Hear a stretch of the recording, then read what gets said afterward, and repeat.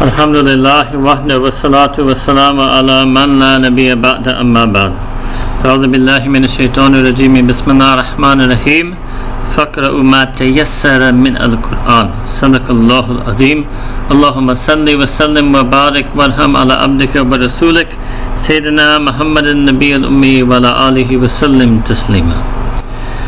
I apologize, over here exactly at 3 o'clock the electricity went out, and between the generator, backup internet, rebooting everything, it took me longer than I had wished. So inshallah we will try to get through as much as we can today. Bismillah ar-Rahman ar-Rahim. So now I will go through these introductory slides much faster. Today what we're going to be doing inshallah is just 10 wa'lamu, and that is from Surah Al-Anfāl verse 41 to Surah At-Tawbah verse 93. But from yesterday we have a few verses remaining from Juz 9, which were the verses I selected for Surah Al-Anfāl, because I wanted to do that whole surah together today. And inshallah when we do at least the first part of Surah At-Tawbah today, you will see that these two surahs are very much related to each other. So let's move forward, and we're back at Juz 9. We're doing the end of Juz 9, and that is Surah Al-Anfāl. So let me give an introduction to this. Surah Al-Anfāl, well, this word is going to come immediately in the first verse, first ayah of the surah, and that refers to spoils of war. Sometimes in English they also call it booty. In Arabic sometimes it's also called mal ghanima. So understand this, that what would happen, this was not the primary reason why the believers were at war. The primary reason, and that will come inshallah today in the course of Surah Al-Anfāl and Surah At-Tawbah, was to defend themselves against the hostile aggression of the pagans and mushrikeen of Makkah Mukarramah. Second was, yes, also to establish deen of Islam with so much strength on earth that it could no longer be threatened by means of hostile military force ever again. So let me explain the second part, that when the Prophet Muhammad sallallahu alaihi wasallam and Sahaba Ikram were in Makkah Mukarramah, they were, as many of you will know from knowing the Seerah, they were prosecuted, persecuted, they were oppressed, they were confined in a valley for 2 years with what today in modern language you would call economic boycott or economic sanctions. And then all that time in Makkah Mukarramah, they did not in any way defend themselves or fight against these tyrannical, oppressive, unjust people, the pagans and idol worshippers, polytheists of Makkah Mukarramah. Then after the entire Meccan period, the Prophet Muhammad sallallahu alaihi wasallam and Sahaba Ikram, instead of fighting for their rights or fighting against the injustice, they migrated in a non-violent, peaceful manner to Medina Munawwara. When they migrated to Medina Munawwara, they suffered a lot of loss because they left behind their homes, their belongings, they were in a new place. So the first thing the Prophet Muhammad sallallahu alaihi wasallam did was that he created what in Arabic is called nisbat mu'akhat. He paired the companions who migrated, known as muhajirun, the emigrants, with those who had already accepted belief in Medina Munawwara and had invited the Prophet Muhammad sallallahu alaihi wasallam to migrate. They were called Ansar, the helpers. So he made pairs, sacred bonds, one Muhajir and one of the Ansar. He paired them and bonded them together. Then Sayyidina Rasulullah sallallahu alaihi wasallam started to make peace treaties with the different Jewish tribes that were living around Medina Munawwara. Okay. In the meantime, they heard two things. Number one was that there were some elderly and or ill, sick Sahaba Kiram who could not migrate, and a few others for some other reasons, who could not migrate from Makkah Mukarramah to Medina Munawwara. But news reached the Prophet Muhammad sallallahu alaihi wasallam that extreme oppression, torture, injustice was being done to them, and there was nothing the Prophet sallallahu alaihi wasallam and Sahaba could do. Second was the economic aspect, that the early Muslim community in Medina Munawwara, because they had left all their belongings and wealth and property and etc. in Makkah Mukarramah, they were in a very difficult financial situation. Alright. So Surah Al-Anfāl is an early Medinan surah, revealed early in Medina Munawwara, and most of this surah is about the Battle of Badr. Alright? The Battle of Badr took place in the second year Hijri, so the second year after the migration, which is year 624 Common Era. And, well, really 1 year after Hijri, 1 year after Hijrah, 1 year after the Hijrah. The origin of this battle is, and it's going to come later, but let me just explain it now. Sayyidina Rasulullah sallallahu alaihi wasallam and Sahaba Kiram decided to waylay a caravan of Abu Sufyan. So this was the first offensive act of the believers that they had planned. They planned to do this with using the least amount of force possible, hence they went forth with very minimal arms, and the purpose was to inflict a financial blow on the leaders of the pagans and idolaters and polytheists of Makkah Mukarramah, and also to recover some of the financial loss that those same leaders and pagans of Makkah Mukarramah had inflicted upon them. I'll return to this later. That ended up becoming the Battle of Badr. So the plan was to waylay, means to stand and wait, and then to seize this caravan of trade and goods at a place called Badr, right? Which is kind of somewhere, you can say, in between Makkah Mukarramah and Medina Munawwara, but I think from what I remember correctly, maybe a little bit closer to Medina Munawwara. Alright? So Allah subhanahu wa ta'ala, now, later on, once this door opens up, and then you know that actually the battle was not this, to waylay a caravan. What happened was that the idolaters, the mushrikeen of Makkah Mukarramah, somehow they found out, most likely through one of the munafiqun telling, they found out about this plan, and instead of the caravan, the caravan changed its route, and instead of going through Badr, went somewhere closer by the sea, and the leaders of Makkah Mukarramah, of the mushrikeen, they sent a large army to Badr to face the believers. Then the believers, mu'mineen, Sayyidina Rasulullah sallallahu alaihi wasallam also found out about this, that instead a large army is coming. So this is the first incident, and then the beginning for the entire Madani period up to Fatih Makkah, there will be different skirmishes and battles. One of the things that happens in any skirmish and battle in war is that the victorious party, and that type of warfare at that time, the victorious party may get some spoils of war. So spoils of war mean, for example, the enemy flees the battlefield. They may leave their shields, their swords, their horses, things like that behind. Obviously, it's not heaps of gold, because why would they have brought gold with them to the battle? It's referring to these type of things. So the question is, what should be done with any spoils of war if they will be obtained? So these spoils of war are known as Al-Anfāl, and that is the name of the surah.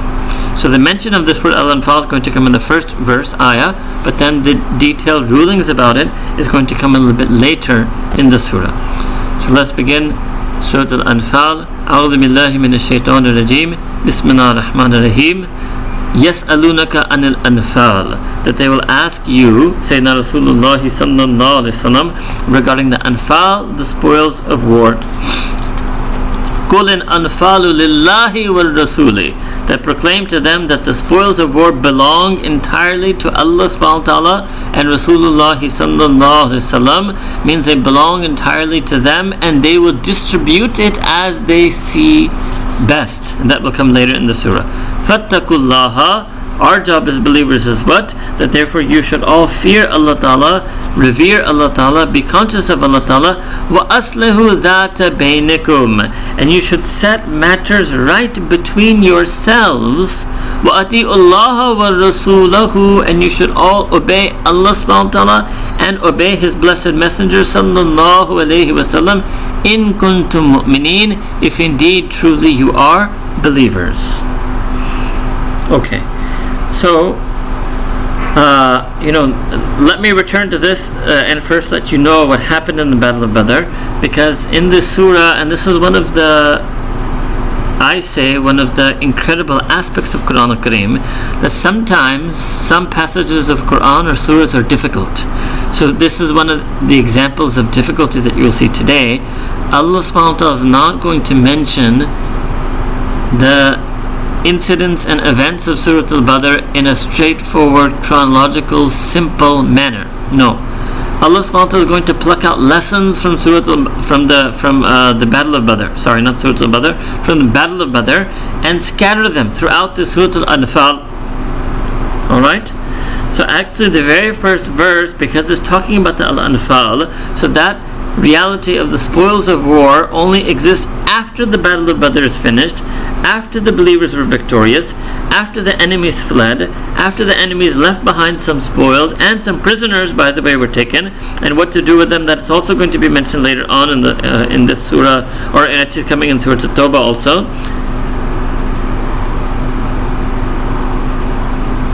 And then there was a question as to who gets the spoils of war. So when Allah subhanahu wa ta'ala is saying here, وَأَصْلِحُوا ذَاتَ بَيْنِكُمْ, that you should first mend the heart ties between and amongst yourselves, it is because there was a disagreement as to who are going to get the Anfāl, and obviously that's why they came and they asked the Prophet Muhammad sallallahu alaihi wasallam about who will get the spoils of war. As an example, some of the ulama give that there were some scouts who went out on a scouting mission, but they weren't actually present on the battlefield when the enemy was vanquished. Sayyidina Rasulullah sallallahu alaihi wasallam also gave them some of the spoils, treating them as a member of the team, right? As a member of the army. So there was, and before the other companions realized or knew that this was the decision of the Prophet Muhammad sallallahu alaihi wasallam, there was some confusion. Some felt that if a particular warrior slays an enemy on the battlefield, whatever that enemy leaves, like the armor and their sword, that should go specifically to that warrior only, and should not be collectively gathered and then distributed by the Prophet Muhammad sallallahu alaihi wasallam. So there are different views of this. Alright, so that's why they came and they asked Sayyidina Rasulullah sallallahu alaihi wasallam. Now if you look at the classical works of fiqh, of Islamic law, you'll find a long, detailed discussion on Al-Anfāl, on Ghanima, plural, which is Ghanaim, on spoils of war, who gets how much does the foot soldier get, how much does the cavalry, the one who rides a horse, get, how much does the warrior get who actually strikes down that enemy, how much of it goes to the general collection, how much of that general collection is distributed to the soldiers, how much of it is given to others that are coming. So this is what was meant by here, وَأَصْلِحُوا ذَاتَ بَيْنِكُمْ, that they should reconcile amongst one another. And obviously the way to reconcile between one another is وَأْتِئُوا اللَّهَ وَرَسُولَهُ, that to simply obey what Allah subhanahu wa ta'ala is revealing about Anfāl, which is going to come in this surah, and to obey what the Prophet sallallahu alaihi wasallam has legislated in terms of his authority in the sunnah, and that is also hikmah and wisdom that is revealed to him by Allah subhanahu wa ta'ala. In kuntum mu'mineen, and your very iman demands that you obey Allah ta'ala and obey the Prophet sallallahu alaihi wasallam, and that you do islah and reconcile all matters between yourself by that obedience. Okay, now that Allah subhanahu wa ta'ala mentions now the attributes of the believers. So at the end was in kuntum mu'mineen, and then Allah ta'ala is going to mention what are the attributes of the believers. So it's understood. إِنَّمَا الْمُؤْمِنُونَ الَّذِينَ إِذَا ذُكِرَ اللَّهُ وَجِلَتْ قُلُوبُهُم, and only they are truly believers whose spiritual hearts quake and tremble in the fear of Allah subhanahu wa ta'ala. They quake and tremble with fear when Allah subhanahu wa ta'ala is mentioned. So that's the first thing. So just the mention of Allah subhanahu wa ta'ala, Allahu Akbar, will make their hearts. It can be also a physical palpitation of the heart, and it can also be the emotion of fear. The emotion of fear causes the heart to flutter, as they say. So in English poetry, they also use this thing that my fluttering of my heart. It's not a physical thing. It's the feeling of the emotion that sets in. Second, وَإِذَا تُلِيَتْ عَلَيْهِمْ آيَاتُهُ زَادَتْهُمْ إِيمَانًا, and when the verses of Quran al-Kareem are recited upon them, زَادَتْهُمْ إِيمَانًا, that it increases them in their iman. May Allah Ta'ala increase all of our iman by means of the Quran that is recited, translated, studied, shared in this month of Ramadan and always. And may Allah Ta'ala grant us hearts that truly quiver and tremble out of fear, out of love, out of longing, out of yearning whenever the zikr of Allah subhanahu wa ta'ala is made, or whenever Allah ta'ala gives us tawfiq to make it ourselves. And the third attribute of the believers, وَعَلَى رَبِّهِمْ يَتَوَكَّلُونَ, and upon their Rabb they trust and rely upon entirely. So the first, what's the connection? The first thing is that the real attribute, it's human, that your heart trembles in fear during war, and it's mu'min, that your heart will quiver at the mention of Allah subhanahu wa ta'ala. Second, because Allah ta'ala is going to be revealing ayat in Surah Al-Anfāl about Anfāl. And so Allah Ta'ala is saying that the revelation, recitation of these ayat, and then you will see the justice in which, the perfect justice and manner in which the Anfāl will be distributed. It will increase you in your iman. And upon your Rabb and your Rabb alone do true believers have tawakkul, do they rely and trust entirely, whether it's in matters during the war, as we're going to see, or after the war. Then Allah Ta'ala continues this discussion of who are the believers. Fourth attribute, so starting in verse number 3, الَّذِينَ يُقِيمُونَ الصَّلَاةَ وَمِمَّا الَّذِينَ يُقِيمُونَ الصَّلَاةَ. Fourth attribute is that they regularly establish the prayer. Fifth, وَمِمَّا رَزَقْنَاهُمْ يُنْفِقُونَ, and they, from that from which Allah Ta'ala has provided for them, they spend in charity. أُولَٰئِكَ هُمُ الْمُؤْمِنُونَ. Allah Ta'ala says, these then are the believers haqqa, in reality, in truth. لَهُمْ دَرَجَاتٌ عِنْدَ رَبِّهِمْ, and to them their ranks and degrees with their Rabb. Alright? So again, this notion, I've showed this before, this concept of darajat keeps coming. So obviously there will be some who have more trembling in their heart, whose iman becomes more strong in revelation, who do more tawakkul, who are better in establishing their salah, who are more regular in paying their zakah. Right? So darajatun in the Rabbim. And what else will they have? Maghfiratun. So the darajat here also means that they will have levels and levels of Jannah, and they will have forgiveness from Allah subhanahu wa ta'ala. Wa rizqun kareem, and they will have a sweet, generous provision and sustenance from Allah subhanahu wa ta'ala. And I added the word sweet in there. A sweet, generous provision and sustenance from Allah subhanahu wa ta'ala. So in other words, Anfāl may be just part of that, but if you truly are a believer and you patch up with yourselves and you trust Allah subhanahu wa ta'ala and His Messenger sallallahu alaihi wasallam regarding the Anfāl, you will get something much greater than that. وَرِزْقٌ كَرِيمٌ. You will get a sweetly generous rizq and sustenance from Allah subhanahu wa ta'ala. And that can first be in this world, but it can also be a reference to Jannah, because they get the maghfirah and forgiveness on the Day of Judgment. Then they're admitted to Jannah, and for all eternity they will get rizqun kareem from Allah subhanahu wa ta'ala. So this is how Allah begins this whole discussion of Surah Al-Badr, of Anfāl, by describing the attributes of the believers. So now let's look at the origin of the Battle of Badr. Right? So I'd already mentioned this to you, that the original plan was to waylay, or if you will, raid the caravan, right? And this is something that they were doing. This was their raiding the caravans of the Quraysh. This was strategic a strategy that Allah subhanahu wa ta'ala guided Sayyidina Rasulullah sallallahu alayhi wa alayhi wa sallam with. And this was the particular caravan was, as I mentioned before, of Abu Sufyan, who, as you know, was a main enemy against Sayyidina Rasulullah sallallahu alayhi wa sallam. Alright. So when the leaders of Makkah, of the polytheists and mushrikeen of Makkah Mukarramah, sent this 1,000 person strong army, by the time Nabi Kareem sallallahu alayhi wa sallam and few Sahaba had reached Badr, and they were 313, right? And the army was 1,000, and the army was much more armed, and the Sahaba were relatively unarmed, because again they weren't going to engage in a battle. They weren't trying to take the fight to the mushrikeen. They were not planning to fight an army. They were just going to waylay and raid a caravan, which is relatively unarmed. Alright? So, كَمَا أَخْرَجَكَ رَبُّكَ مِنْ بَيْتِكَ بِالْحَقِّ. So this is all the singular plural. That Allah subhanahu wa ta'ala, so it means remember how your Rabb took you, Prophet sallallahu alaihi wasallam, out from your home, sallallahu alaihi wasallam, bil haqqi, in absolute truth. Wa inna fariqan min al-mu'minina lakarihun, and there was a group from the mu'mineen, from the believers, who were karihun, who you can say were not happy 100% with this. Karihun means that they had a slight dislike for this. They had a slight dislike for this. What does it mean? They were hesitant to fight the army that was coming because they set forth only to raid the caravan, and they thought the better strategy would be that now we should go back. We should return, right? So there were two options, right? One is to stay and to fight whatever army is coming for you, the 1,000, or to go back. يُجَادِلُونَكَ فِي الْحَقِّ بَعْدَمَا تَبَيَّنَ.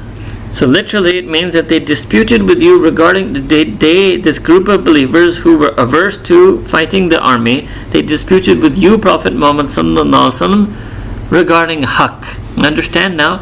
Allah Ta'ala is saying it's haqq, that you were taken out from your home bil haqq.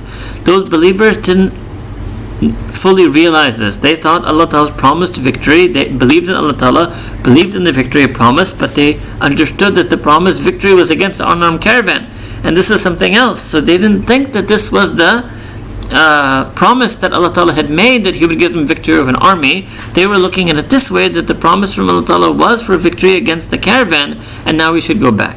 Alright? Ba'dama tabayyana, after it became clear. So Sayyidina Rasulullah sallallahu alaihi wasallam then gave them reassurance that no, this is the victory. This is the victory. Ka'annama, so then basically in their heart they were just a little bit, you can say, worried. Alright?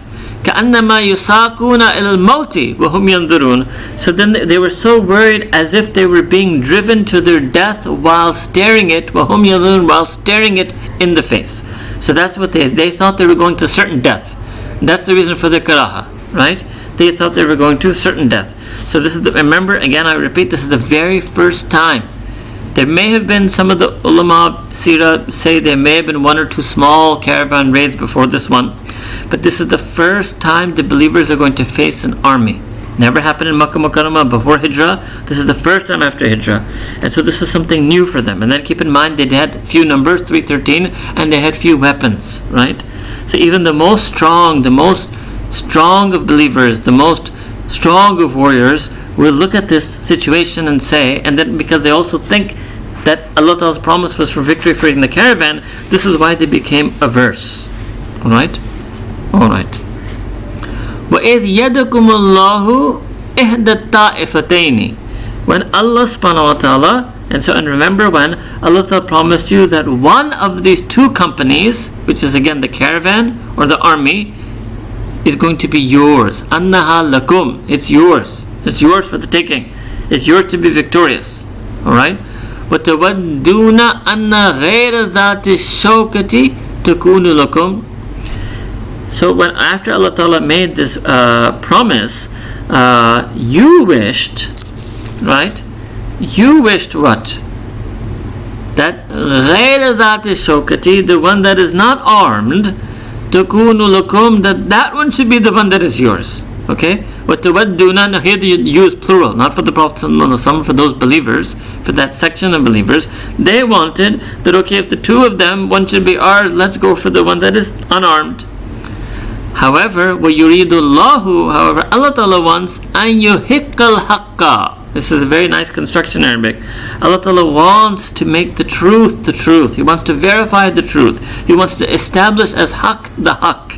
بِكَلِمَاتِهِ, by His kalimat, by His words, His revelation, by His decree, by the kalimat of His command. And you're going to see some of that coming.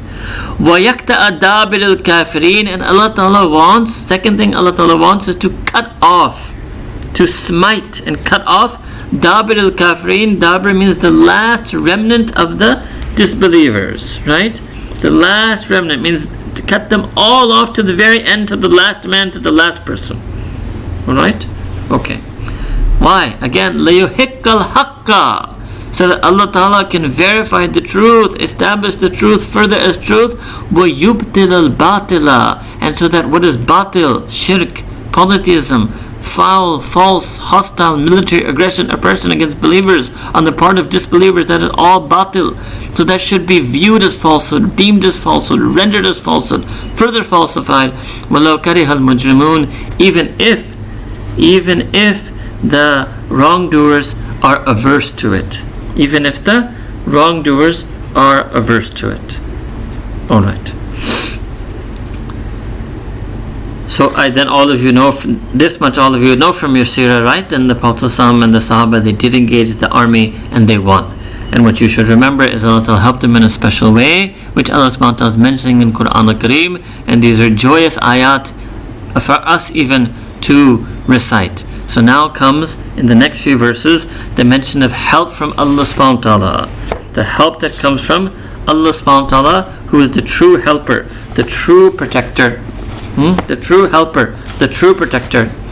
إِذْ تَسْتَغِيثُونَ رَبَّكُمْ. When you did istighatha. And who do you do istighatha from? Your Rabb. Help and help is sought from Allah Ta'ala alone. So yes, it's not that Nabi Kareem Sallallahu Alaihi Wasallam went in just with tawakkul ala Allah. He turned to Allah Ta'ala in dua for help against this army of 1,000. It's not that Allah Ta'ala made the 313 Sahaba victorious over the 1,000. Allah Ta'ala is going to use a means to make that happen. So إِذْ تَسْتَغِيثُونَ رَبَّكُمْ. When all of you, now this is nice, it's beautiful, it's plural. Fine, after that initial disagreement, then all Sahaba Kiram and the Prophet ﷺ as a plurality, collectively did istighatha. They sought help from Allah subhanahu wa ta'ala. They sought, fancy English you would say, succor. They sought salvation from Allah ta'ala. فَاسْتَجَابَ لَكُمْ. Allah subhanahu wa ta'ala responded to them. He replied to them. He answered them. How? By saying, Anni mumiddukum. Indeed I, Allah Ta'ala saying, indeed I, Allah subhanahu wa ta'ala, mumiddukum. I will be doing your madad. I would be your helper. Bi alfim min al malaikati murdifin. With 1,000 angels, murdifin, that will follow one another, rank after rank, arrayed and rank after rank. Allahu Akbar Kabira. So now what is the number? 1,000 disbelievers on that side, 313 Sahaba, plus 1,000 angels on this side. And Allahu Alam, but I don't not aware of any mention in any of the earlier scriptures, whether Torah, Injil, or any Zabur, of Allah Ta'ala's God sending, Allah subhanahu wa ta'ala, the one and only God, sending angels down to earth to aid believers in this manner. وَمَا جَعَلَهُ اللَّهُ إِلَّا بُشْرًا. And Allah subhanahu wa ta'ala did not make this except as a glad tiding. وَلِتَطْمَئِنَّ بِهِ قُلُوبُكُمْ. So if you will, Allah Ta'ala is also being soft and tender with those who were averse of fighting against these odds. Allah Ta'ala sending the 1,000 angels. And Allah Ta'ala told Nabi Kareem Sallallahu Alaihi Wasallam this, by the way. And Nabi Kareem Sallallahu Alaihi Wasallam told the Sahaba, so they got to know this. It was a bushra, a glad tidings from Allah Ta'ala. Then obviously now, if you're 313, they're 1,000, you have 1,000 angels with you, then definitely you would have itminan and qalb, right? لَتَطْمَئِنَّ بِهِ قُلُوبُكُمْ. So that your hearts become itminan, you become totally at peace. وَمَنْ نَصْرُ إِلَّا مِنْ إِنْدِ اللَّهِ. And there is no help and no victory except that which comes from Allah subhanahu wa ta'ala. Inna Allah azizun hakim. Indeed, Allah subhanahu wa ta'ala is almighty and all wise. Okay, then it continues. Next, what happens? By the way, I should tell you that Allah Ta'ala sent down angels in the battle of Uhud as well, and that's something we had discussed, if you may remember, in Surah Al Imran. Alright? Okay. Verse number 11. Okay, here Allah subhanahu wa ta'ala is going to mention two further forms of help that Allah subhanahu wa ta'ala is going to give. Number one, إِذْ يَغَشِّيكُمُ النُّعَاسَ. When Allah subhanahu wa ta'ala covered you with a slumber, with a drowsiness, with a sleepiness. يُغَشِّيكُم. Allah Ta'ala covered you, enshrouded you, enveloped you with an-nu'asa, a slumber, drowsiness, sleepiness. Amanatam minhu, as a form, as a means of security from Him, as an aman from Him. Alright? Now what does this mean? Many ulama have talked about this. One way you can simply say is it is the easing of the anxiety. So a tranquility that comes on a person. And remember, this is their first battle, right? So certain anxiety that may have come, certain, Allah subhanahu wa ta'ala physically and also emotionally in their hearts gave them a peace, a serenity, a stillness, a calmness descended upon them. Second, وَيُنَزِّلُ عَلَيْكُمْ, first was the angels, second is Nu'as, third, وَيُنَزِّلُ عَلَيْكُمْ مِنَ السَّمَاءِ مَاءً لِيُطَهِّرَكُمْ بِهِ. Then third, Allah Ta'ala says that Allah subhanahu wa ta'ala sent down upon you water, rain, right, from the sky. Why? To purify you thereby. To purify you thereby, so that you may do tahara.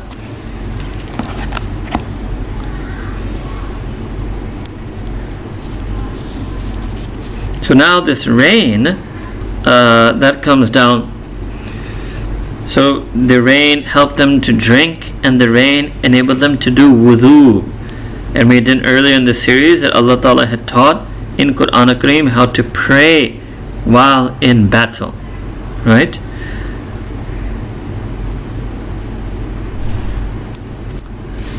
Next form of help, وَيُذْهِبَ عَنْكُمْ رِجْزَ الشَّيْطَانِ. And then Allah Ta'ala took away and removed from you the rijz, the abomination, the defilement of shaitan. So what does this mean? Some meant that, some ulama took this to mean that because we weren't in wudu, right, to being in a state in which we were not in wudu was a defilement of shaitan, and that Allah Ta'ala sent down water. So there's also discussion in the longer works of tafsir, was tayammum revealed, the ayah of tayammum revealed at this point or not. Second, is that it's not specifically referring to the sending down of water, and I think this is the stronger reading. Rather, the rijz of shaitan was that karaha, was that initially being averse and disliking the battle. So when Allah Ta'ala sent all of these forms of His help, then Allah Ta'ala removed from them the rijz of shaitan. Shaitan had defiled the believers by waswasa, by whispering and insinuating and putting this aversion to the war in their heart. And finally, وَلِيَرْبِتَ عَلَى قُلُوبِكُمْ وَيُثَبِّتَ بِهِ الْأَقْدَامِ. And that's so Allah subhanahu wa ta'ala could fortify your hearts and to make your steps firm. Right? So again, emotionally and physically, Allah subhanahu wa ta'ala reinforced the state of the believers. إِذْ يُوحِي رَبُّكَ إِلَى الْمَلَائِكَةِ أَنِّي مَعَكُمْ. And then Allah Ta'ala then said, Wahi revealed to the angels, أَنِّي مَعَكُمْ, that I am with you. So the believers are told, angels are with you. Angels are told, Allah Ta'ala is with you. Now, Allahu Alam, again, I don't know. I cannot say I know all the history. But let's say this is the first time that the angels are also being sent to earth by Allah Ta'ala to engage in military warfare. So Allah Ta'ala is reassuring them also, أَنِّي مَعَكُمْ, I am with you. فَثَبِّتُوا الَّذِينَ آمَنُوا.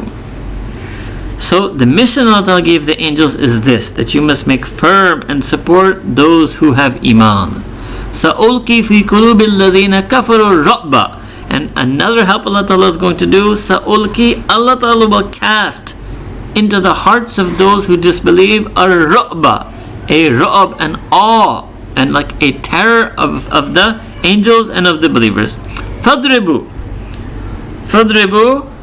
فَوْقَ الْأَعْنَاقِ. And Allah Ta'ala tells the angels that you should strike above the neck. وَضْرِبُوا مِنْهُمْ كُلَّ بَنَانٍ. And you should strike them, literally it means strike them at every fingertip. It means, strike them at the ends. So this was the,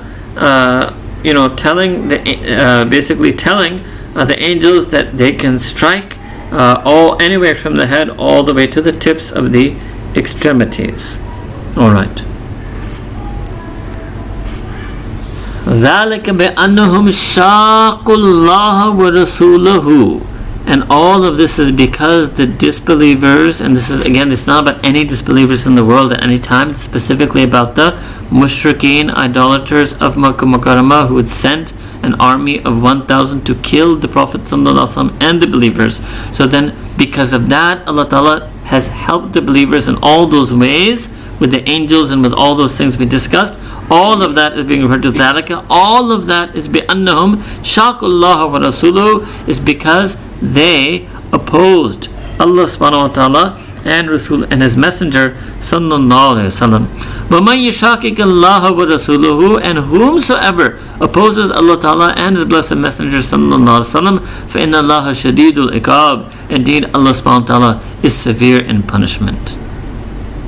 ذَلِكُمْ, Allah ta'ala says that thus it is, فَذُوقُوهُ, so therefore you should taste this punishment sent by Allah subhanahu wa ta'ala. وَأَنَّ لِلْكَافِرِينَ عَذَابَ النَّارِ, and to the disbelievers they will have the punishment of the fire.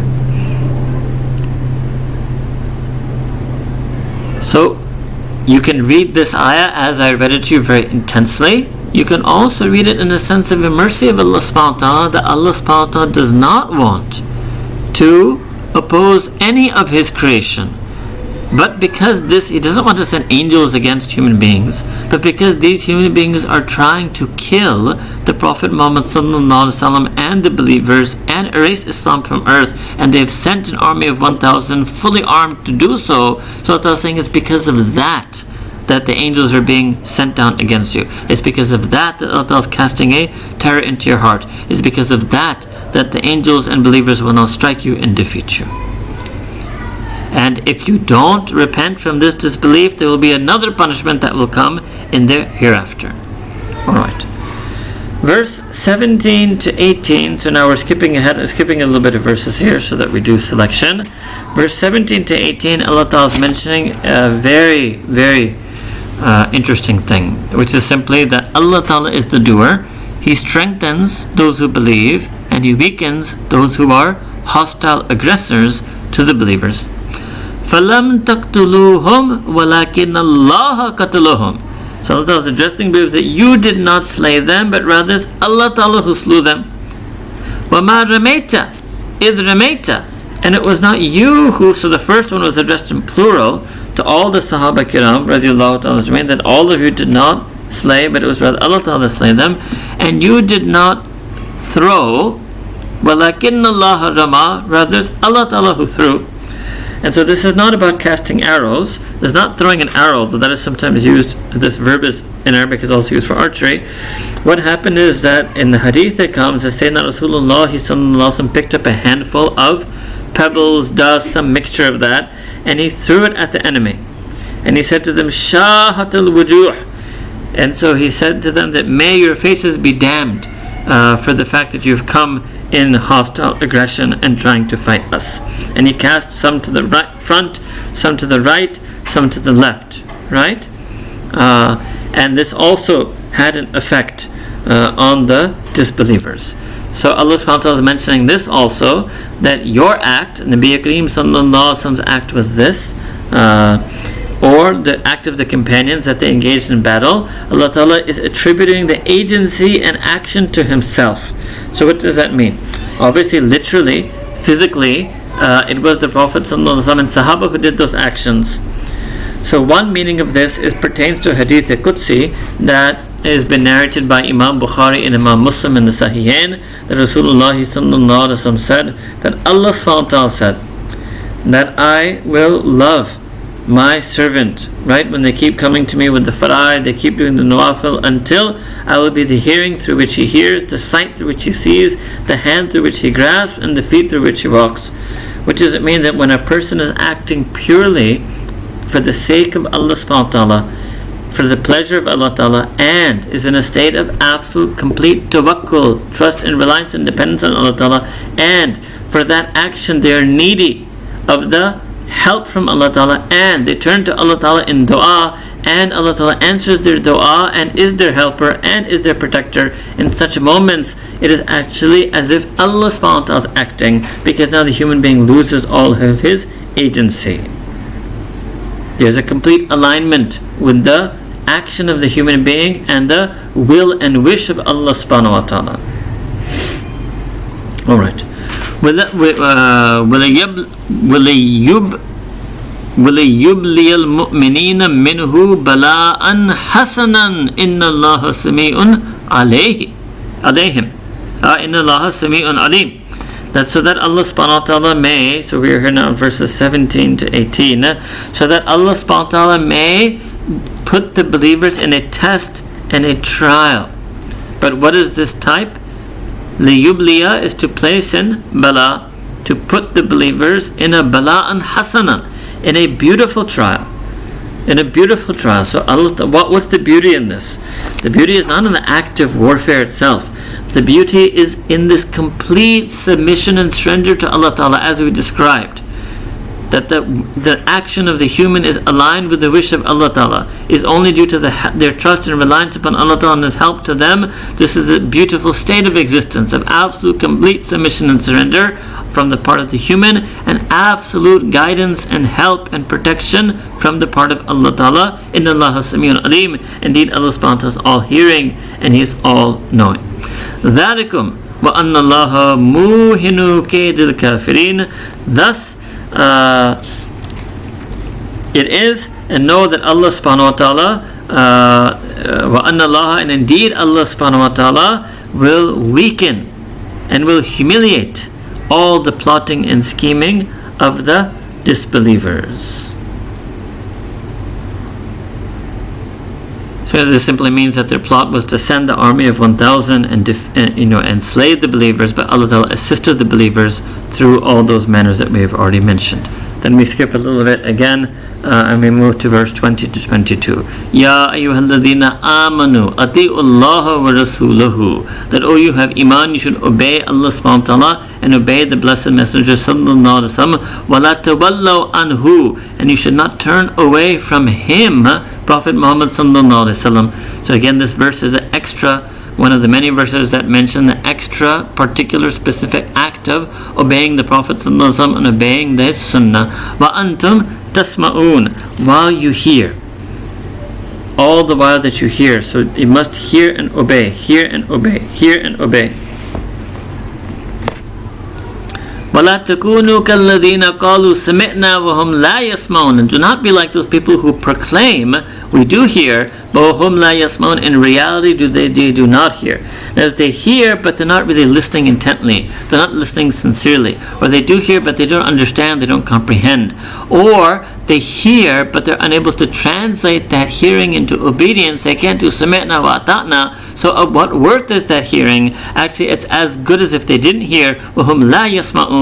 Because sima only has benefit if it leads to ita'. And so this applies to all of us as well. When we hear about Quran al-Kareem, we hear about the hadith with the Sunnah of Nabi Kareem sallallahu alaihi wasallam, it is necessary that we obey, we hearken to that command, we practice to amal on that ilm. Inna sharad dawabi indallahi. The most evil of all of the creatures that walk on the face of this earth in the regard of Allah subhanahu wa ta'ala. The most evil, the shar of all of the creatures that walk in the face of earth in the regard of Allah subhanahu wa ta'ala are as-summul bukmul ladina la yaqilun, are those who are deaf and dumb and they do not understand. What does it mean? They've made themselves ignorant of the commandments of Allah subhanahu wa ta'ala, and they've chosen not to believe and follow, and they are people who therefore have no sense whatsoever. They have no sense whatsoever. And this is why Allah Ta'ala is now referring to them as dawab, because they've lost their humanity. They're being likened to beasts who walk the land. They've lost their humanity when they lose their connection with Allah subhanahu wa ta'ala. Verse 24. Ya ayyuhalladhina amanu istajibu lillahi wa lirrasuli. So 22 was itaat, obey. Here Allah Ta'ala is saying is, oh, you believe, you should hearken, respond to the call to Allah Ta'ala and to the Messenger sallallahu alaihi wasallam. Idha da'akum, when the two of them, Allah Ta'ala and the Messenger sallallahu alaihi wasallam, call you lima yuhyikum, to all that which would give you life. Wa'lamu, and all of you should know, anna Allah yahulu bain al-mar'i wa qalbihi, that indeed Allah subhanahu wa ta'ala is there between a person and their heart. He's so intimately near to them. He knows what is in their heart. He knows their emotions, He knows their feelings, He knows the whisperings of their heart. وَأَنَّهُ إِلَيْهِ تُحْشَرُونَ, and indeed that to Him, Allah Ta'ala, إِلَيْهِ, towards Him, Indeed, He, Allah Ta'ala, to Him, tuhsharun, all of you will be gathered. And it's referring to the Day of Judgment.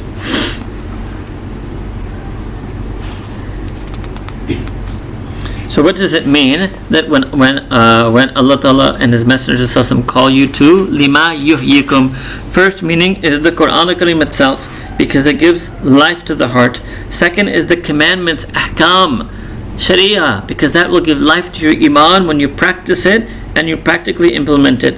Third, it means this, when Allah Ta'ala and the Messenger Sallallahu told you that you have to fight, because it will give you life. Because otherwise, if you don't fight, the enemy has come to bring you death.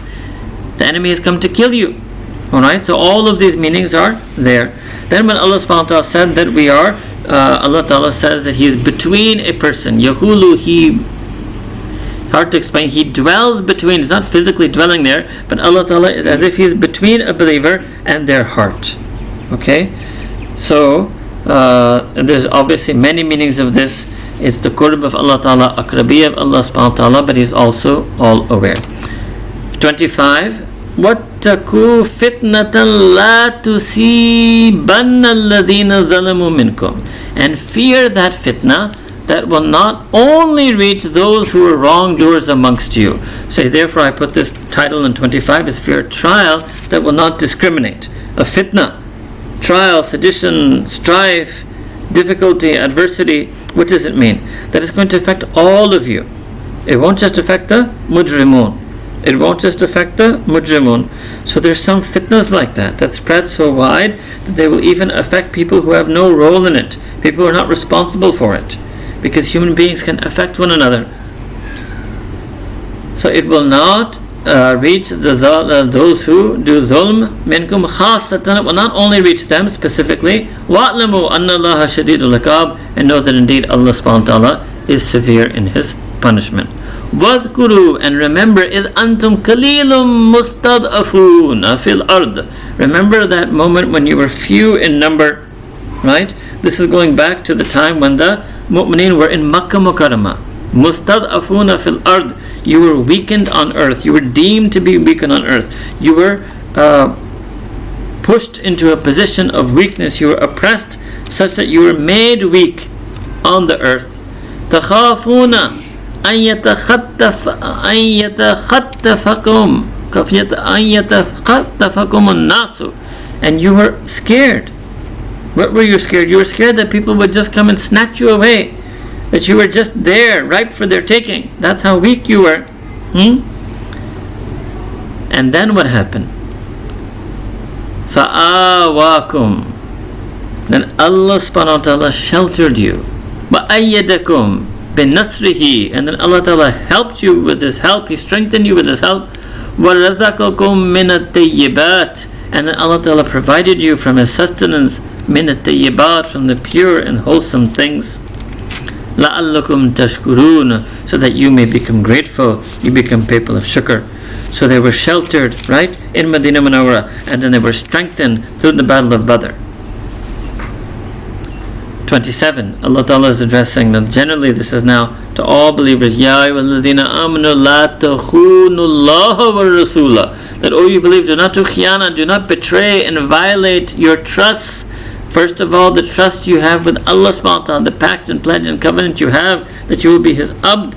Second, the pact and pledge and covenant you have with Rasulullah sallallahu alaihi wasallam that you are His ummati, His follower. وَتَخُونُوا أَمَانَاتِكُمْ. And do not ever violate any trust generally that you have placed with people. وَأَنْتُمْ تَعْلَمُونَ. All the while that you were well knowing.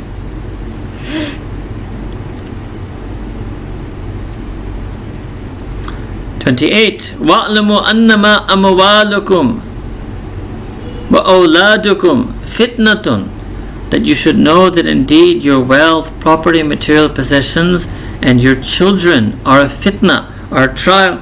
What does this mean? Wealth and children are a blessing, but they're also a trial because sometimes a person does something wrong for the sake of acquiring more wealth, or for the sake of preserving their wealth, or sometimes somebody does something wrong for the sake of their children. So for example, in many developing countries, if you find a person who is corrupt and they take bribery, you ask him why. He says, no, I don't do it for myself, I do it for my children. Right? And he may be even telling the truth. He may not be able to survive on his government salary, and maybe he truly is doing it just for the sake of his children. So sometimes love of wealth, if it's taken to an extreme, will make a person do something that is wrong. And sometimes love of children, when it's taken to an extreme, it will make a person do something wrong. So everything is a test from Allah subhanahu wa ta'ala, that you use that blessing in your life given to you by Allah ta'ala in a way that is pleasing to Allah ta'ala, to further and earn His pleasure and out of His obedience, or will you let that blessing become a distraction and diversion? وَأَنَّ اللَّهَ إِنْدَهُ أَجْرٌ عَظِيمٌ. And indeed to Allah ta'ala belongs the ajrun azim. In His presence lies the tremendous reward. Verse 29, Ya ayyuhallazina amanu in tattaqullaha yaj'al lakum furqana. So I gave this title, simply adopt taqwa and all will be clear. Oh, you believe, if you truly fear Allah Ta'ala, are conscious and conscientious of Him, and you revere Him, then He, Allah Ta'ala, will make for you a furqana, a clear criteria. So this is what happens a lot of times. Why this is also, let me explain. Number one, when we adopt taqwa, Allah Ta'ala will make clear to us what is right and wrong, what is sin and what is virtue, what is pleasing to Allah Ta'ala, what is displeasing to Allah subhanahu wa ta'ala.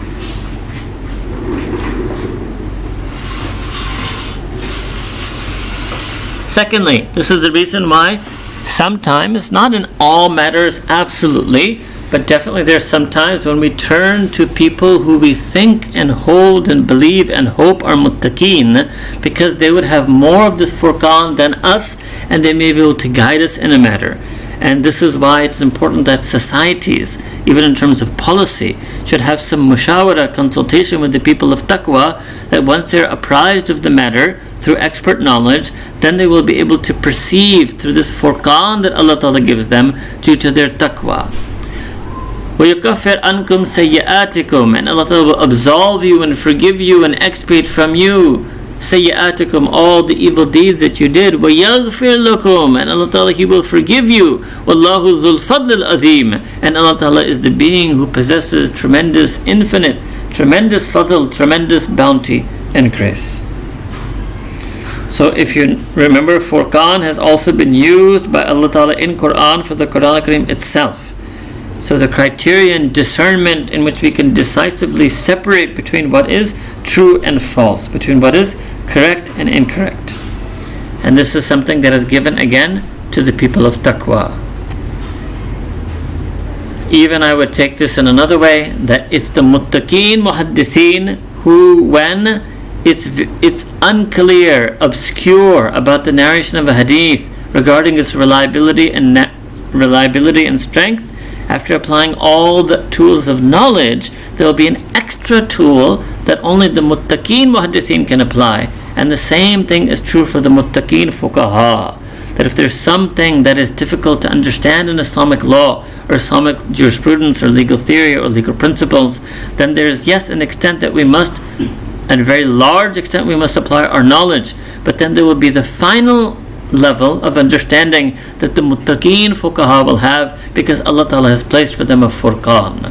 And this is why it's very important that we do not follow the ghair muttaqeen of this day and age, modernists and reformists who claim to be jurists, even if they may have some knowledge that they can demonstrate and even have knowledge that impresses, but they lack the furqan that comes from taqwa. Verse 33, Allah subhanahu wa ta'ala is mentioning a very beautiful thing here, that Allah ta'ala loves Sayyidina Rasulullah sallallahu alayhi wa alihi wa sallam so much that a punishment cannot come on a community, right? Whereas if you remember when we did the narratives of all those earlier prophets, right, and the punishment came, remember we did the narrative yesterday of Shuaib and Saleh and Lut, etc., and the punishment would come on those who disbelieved and opposed the prophets in the lifetime of that prophet. So much so that we showed that the Prophet would see them destroyed by the earthquake and turn away from them. But Sayyidina Rasulullah sallallahu alayhi wa alihi wa sallam's case is altogether unique and different and exceptional from the other Anbiya and Mursaleen. And from one reason for that, Allah Ta'ala said about him, وَمَا أَرْسَلْنَاكَ إِلَّا رَحْمَةً لِلْعَالَمِينَ. Another reason is that he's the last and final Prophet and Messenger, Khatam Nabeen. And therefore, a punishment cannot come on those people while Nabi Kareem sallallahu alaihi wasallam remains in their midst. It also means that the mushrikeen of Makkah Mukarramah, the polytheists, were doing a level of hostility and aggression and opposition to deen which would have warranted and earned them a punishment the like that had been given to those who had opposed previous prophets, but it's not going to come on them because the Prophet ﷺ is with them. And a second thing that can avert the divine punishment is if the people make istighfar. So now in present day reality, obviously Sayyidina Rasulullah ﷺ is no longer alive and present with us on the face of the earth, but we can still do the second thing. We can gather together and make istighfar. We don't have to gather together. We all have to make istighfar, seek the forgiveness of Allah subhanahu wa ta'ala. And this is why ulama, whether it's due to coronavirus or any other thing that may happen at a mass level or even indeed global level, the ulama recommend that we should seek the forgiveness of Allah subhanahu wa ta'ala, because to an extent things that happen are just natural phenomena happening due to the natural causes and processes that Allah ta'ala wills and wishes to happen at every second, but there also sometimes can be a test from Allah ta'ala or a trial from Allah ta'ala or a punishment from Allah subhanahu wa ta'ala, and therefore it behooves us to seek His forgiveness. وَمَا كَانَ اللَّهُ لِيُعَذِّبَهُمْ وَأَنْتَ فِيهِمْ. And it is not that Allah ta'ala will punish them, send an adhab on them, send a painful punishment upon them as a collective, وَأَنْتَ فِيهِمْ, while you, beloved Messenger sallallahu alaihi wasallam, are amongst them. وَمَا كَانَ اللَّهُ مُؤَذِّبَهُم. And Allah ta'ala is not the one who will not be one who is the punisher of them, وَهُمْ يَسْتَغْفِرُونَ, while they seek the forgiveness of Allah subhanahu wa ta'ala. While they seek the forgiveness of Allah subhanahu wa ta'ala. Verse 36, Allah subhanahu wa ta'ala is mentioning a reality, that those who disbelieve, they will actively oppose the religion of Islam. Not all disbelievers are like this again. Again, I have to keep repeating this, that all the verses in Quran al-Kareem have two levels.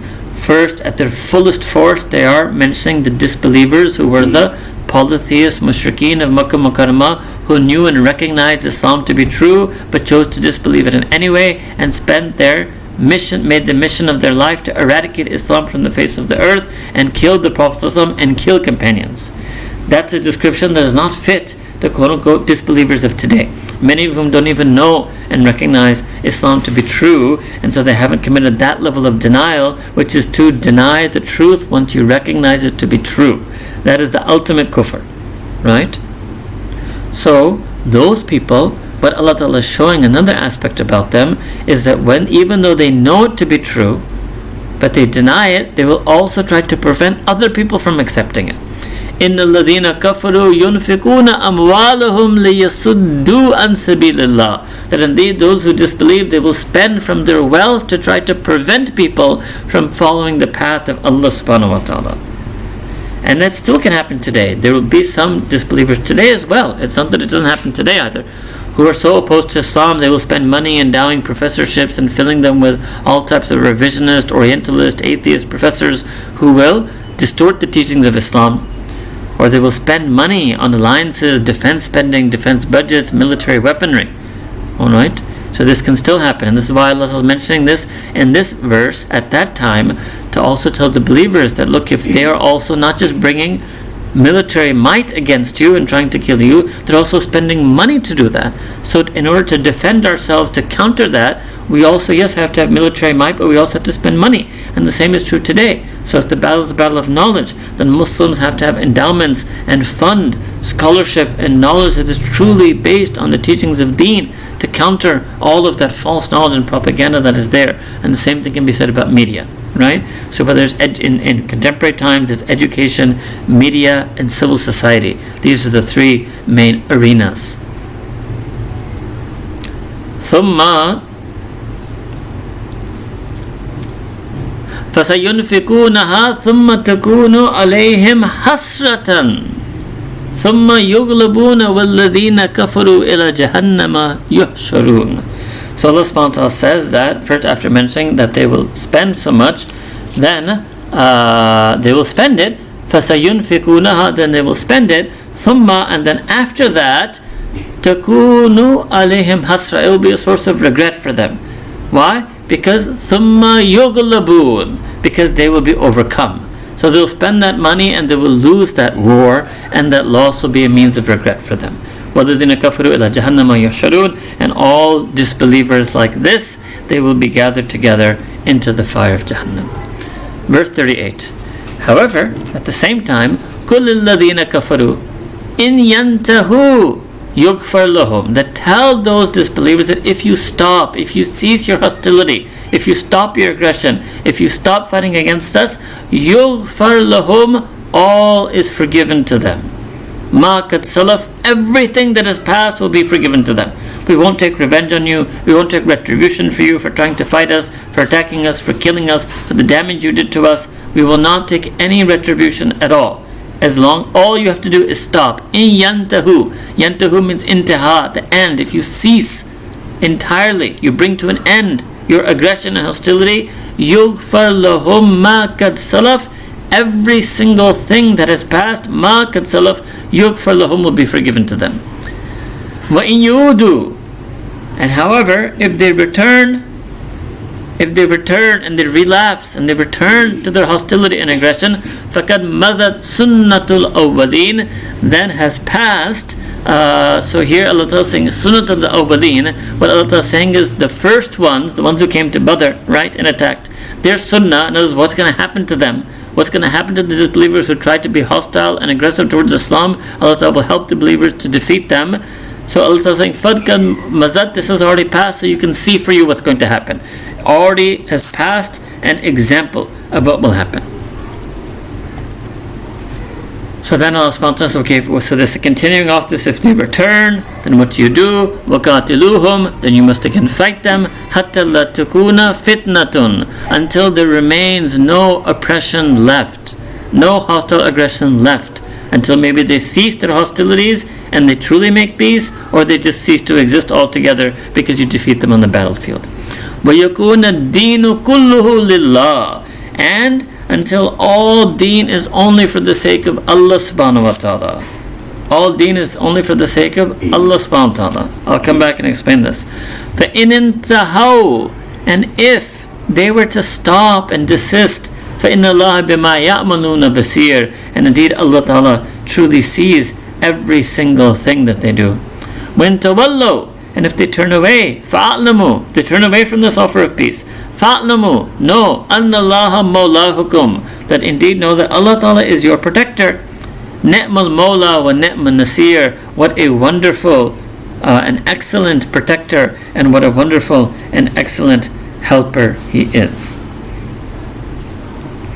So the first meaning, that the first part of verse 39, that if they return, then keep fighting them, حَتَّى لَا تَكُونَ فِتْنَةٌ, until there is no more oppression and strife and wrongdoing and hostile aggression that remains. This is something that anyone and everyone can understand. The second part of here, وَيَكُونُ الدِّينُ كُلُّهُ لِلَّهِ, and keep fighting until deen itself is only and only for the sake of Allah subhanahu wa ta'ala.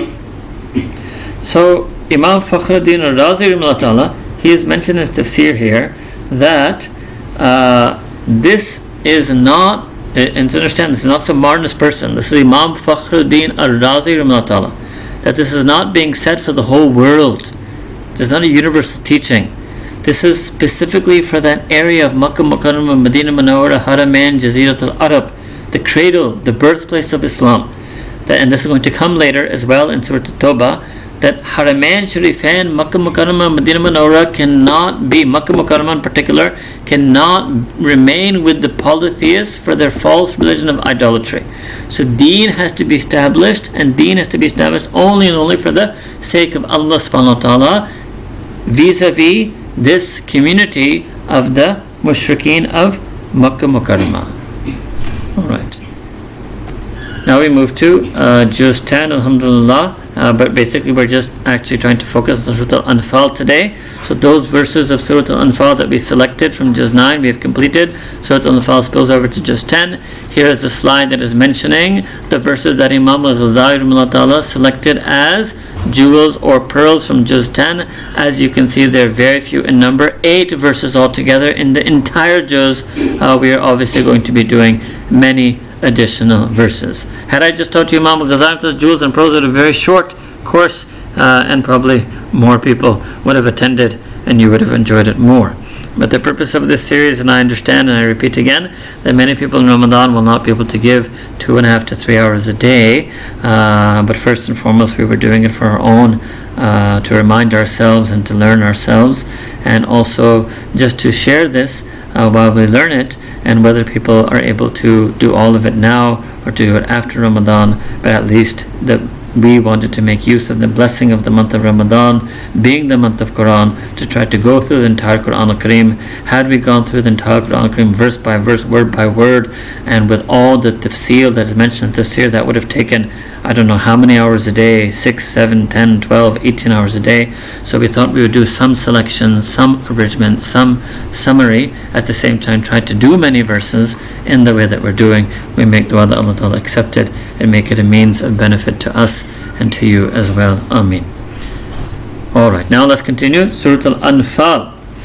Here now comes interestingly, it was the first verse of the surah and now the first verse of the juz that is going to mention Al-Anfāl. Is going to mention the spoils of war. Here the other word is going to be used, ghanimtum. So ghanima is the singular and ghanaim is the plural for the spoils of war. وَاعْلَمُوا أَنَّمَا غَنِمْتُم مِّن شَيْءٍ. So you should know that anything, min shay'in, any slight thing whatsoever that you take as spoils.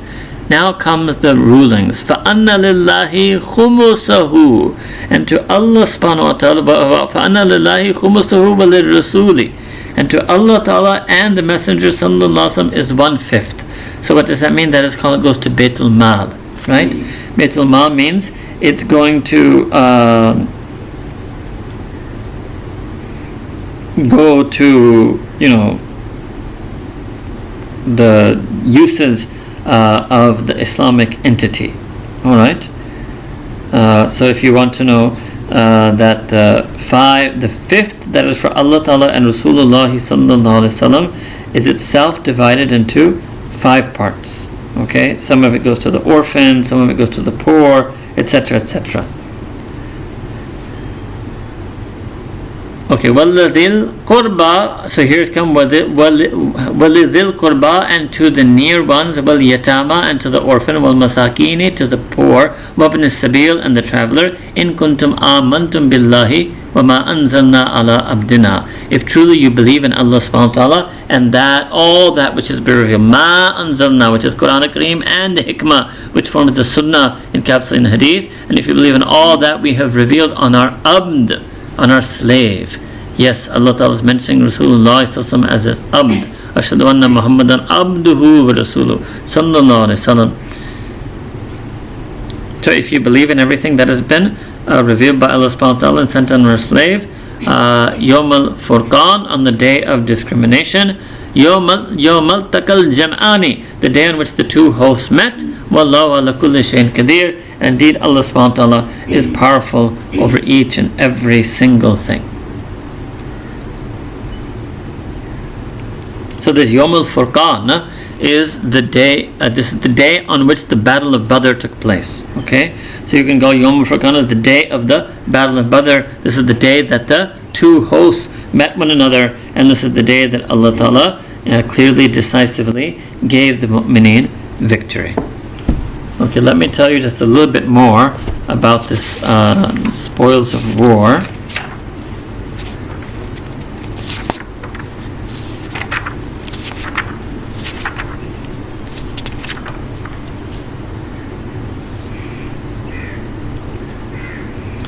Okay, so the 1/5 of them, 1/5 of the spoils of war goes to Allah subhanahu wa ta'ala and the Messenger sallallahu alaihi wasallam, and from that, from the 1/5, it is given to these categories, the Dhil Qurba, Yatama, Masakin, and Ibn Sabil. It is given further into these 4 categories.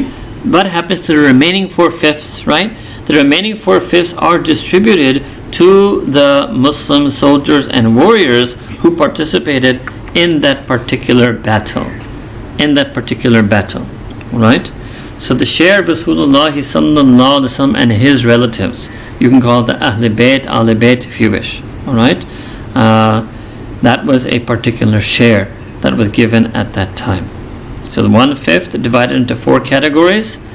the Prophet ﷺ and his near relatives, the orphans, the poor, and the traveler, and the remaining 4/5 going to the soldiers themselves. Going to the soldiers themselves. Alright. 45 and 46, and Allah Ta'ala is giving some guidelines for when you fight these hostile aggressors. In addition to the help that comes from Allah subhanahu wa ta'ala, there's a help that you have to find from yourself within. Ya ayyuhalladhina amanu idha laqitum fi'atan fathbutu wadhkurullaha kathiran la'allakum tuflihun. That, oh, you believe, when you meet and encounter fi'atan, when you meet and encounter a battlement, a battalion, a company in battle, fathbutu, you should stand firm and be steadfast. And second, wadhkurullaha kathira, and you must remember Allah Ta'ala abundantly, dhikr kathir, la'allakum tuflihun. So by doing both of these things, right, you will prosper and be victorious. And second, وَأَتِيُوا اللَّهَ وَرَسُولَهُ, and you must obey Allah subhanahu wa ta'ala and the Prophet Muhammad sallallahu alaihi wasallam. وَلَا تَنَازَعُوا, and do not quarrel and have disputes between amongst yourselves. فَتَفْشَلُوا وَتَذْهَبَ رِيحُكُمْ وَاصْبِرُوا إِنَّ اللَّهَ مَعَ الصَّابِرِينَ. You should not quarrel and dispute amongst yourselves, lest then you will falter. فَتَفْشَلُوا, then if you quarrel, then you will falter. وَتَذْهَبَ رِيحُكُمْ, literally it means your wind will go away. It means your good wind, good fortune, the tide that was going in your favor because you were being obedient and orderly and you were remembering Allah Ta'ala and being steadfast, Allah Ta'ala was helping you. The tide of that wind will go away. So rather than quarreling, instead, wasbiru, have sabr, be patient. Inna Allaha ma sabrin, indeed Allah subhanahu wa ta'ala will be with those who are patient. Alright. And again, this is, if you remember, we already mentioned that there was a disagreement whether they should go after the caravan or they should stand firm and face the army of 1,000 that was coming against them. Verse 48, Allah subhanahu wa ta'ala mentions Shaitan's betrayal of his allies amongst the disbelievers.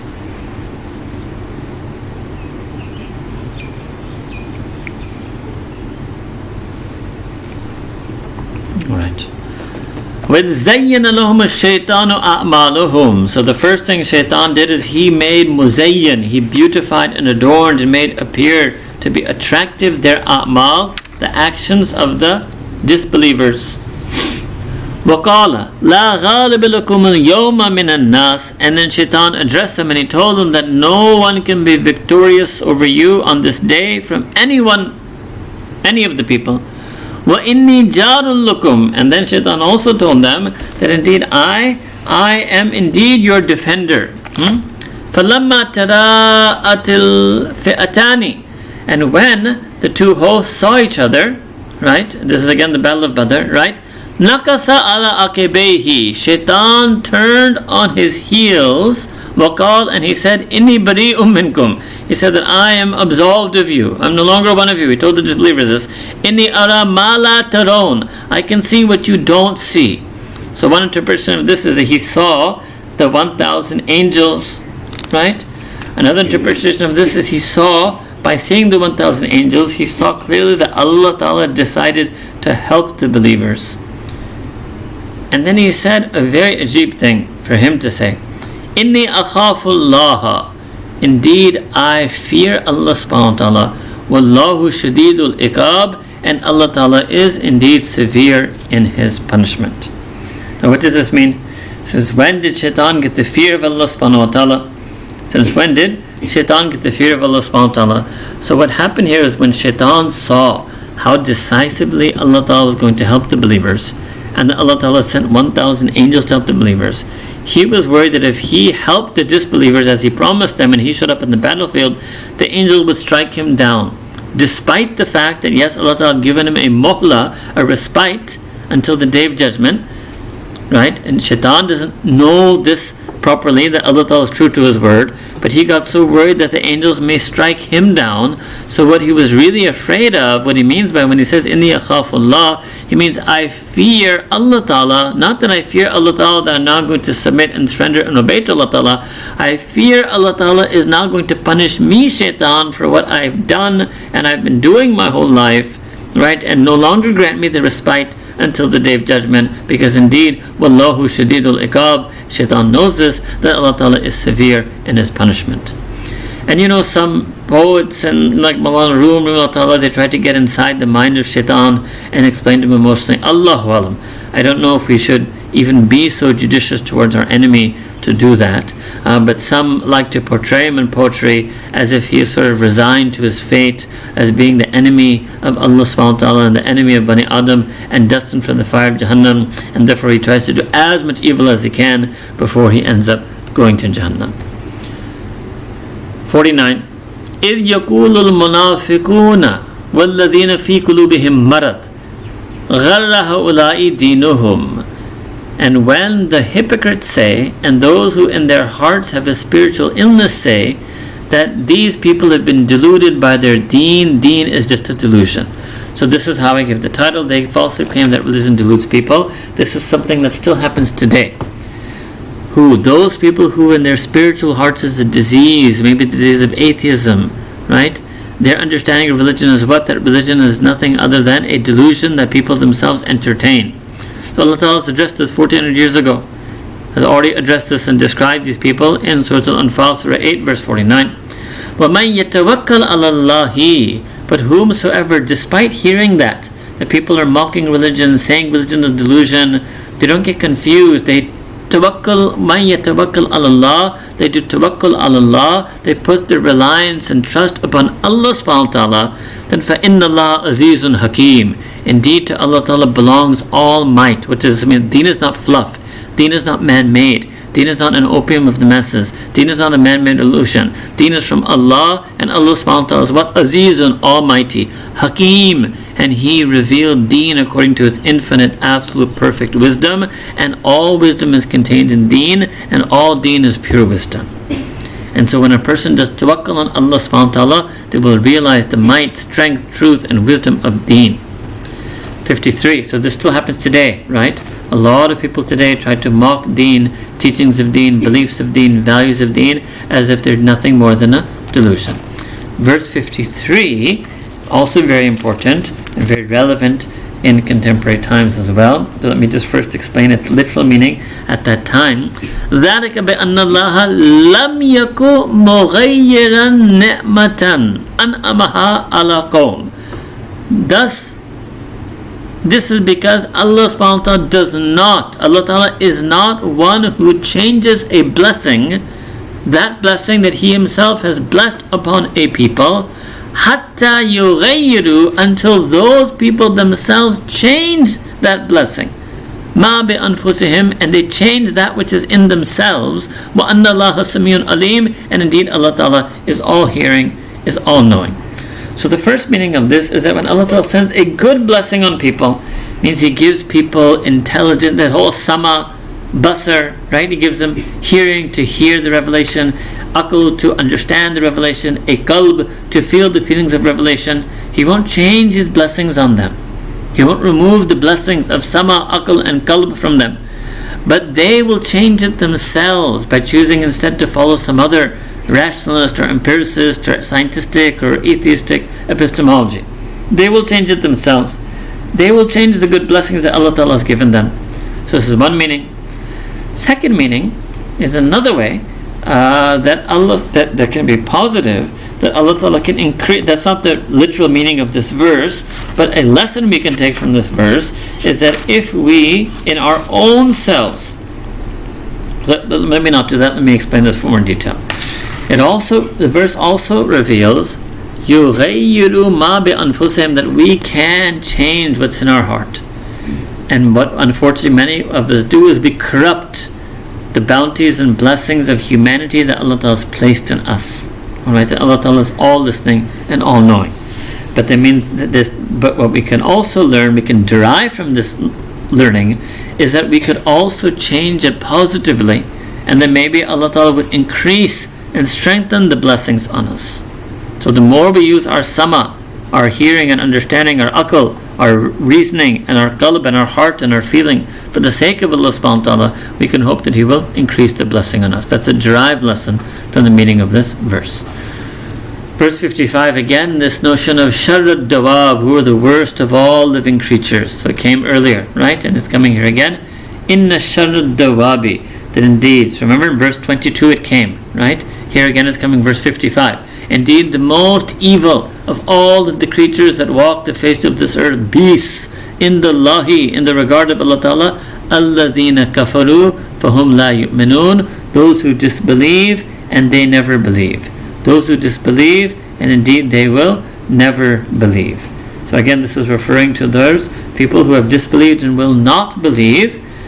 These are the ones who have recognized the truth but choose to disbelieve it in any way. They're the most abased creatures out of all of Allah Ta'ala's creation. Verse 60, Allah Ta'ala mentions that we have to prepare. So after mentioning so many verses in Surah Al-Anfāl of how Allah Ta'ala sent His special help, Allah Ta'ala reminds us that we still must make use of asbab. We must still prepare. So verse 60. وَإِدُّ لَهُمْ مَسْتَطَعْتُم مِّن قُوَّةٍ وَمِن رِبَاطِ الْخَيْلِ تُرْهِبُونَ بِهِ عَدُوَّ اللَّهِ وَعَدُوَّكُمْ وَآخَرِينَ مِن دُونِهِمْ. So وَإِدُّ, you should prepare for them. So these disbelievers who refuse to believe, even have recognized belief and are coming to you in hostile aggression and oppression to eliminate your deen and profit.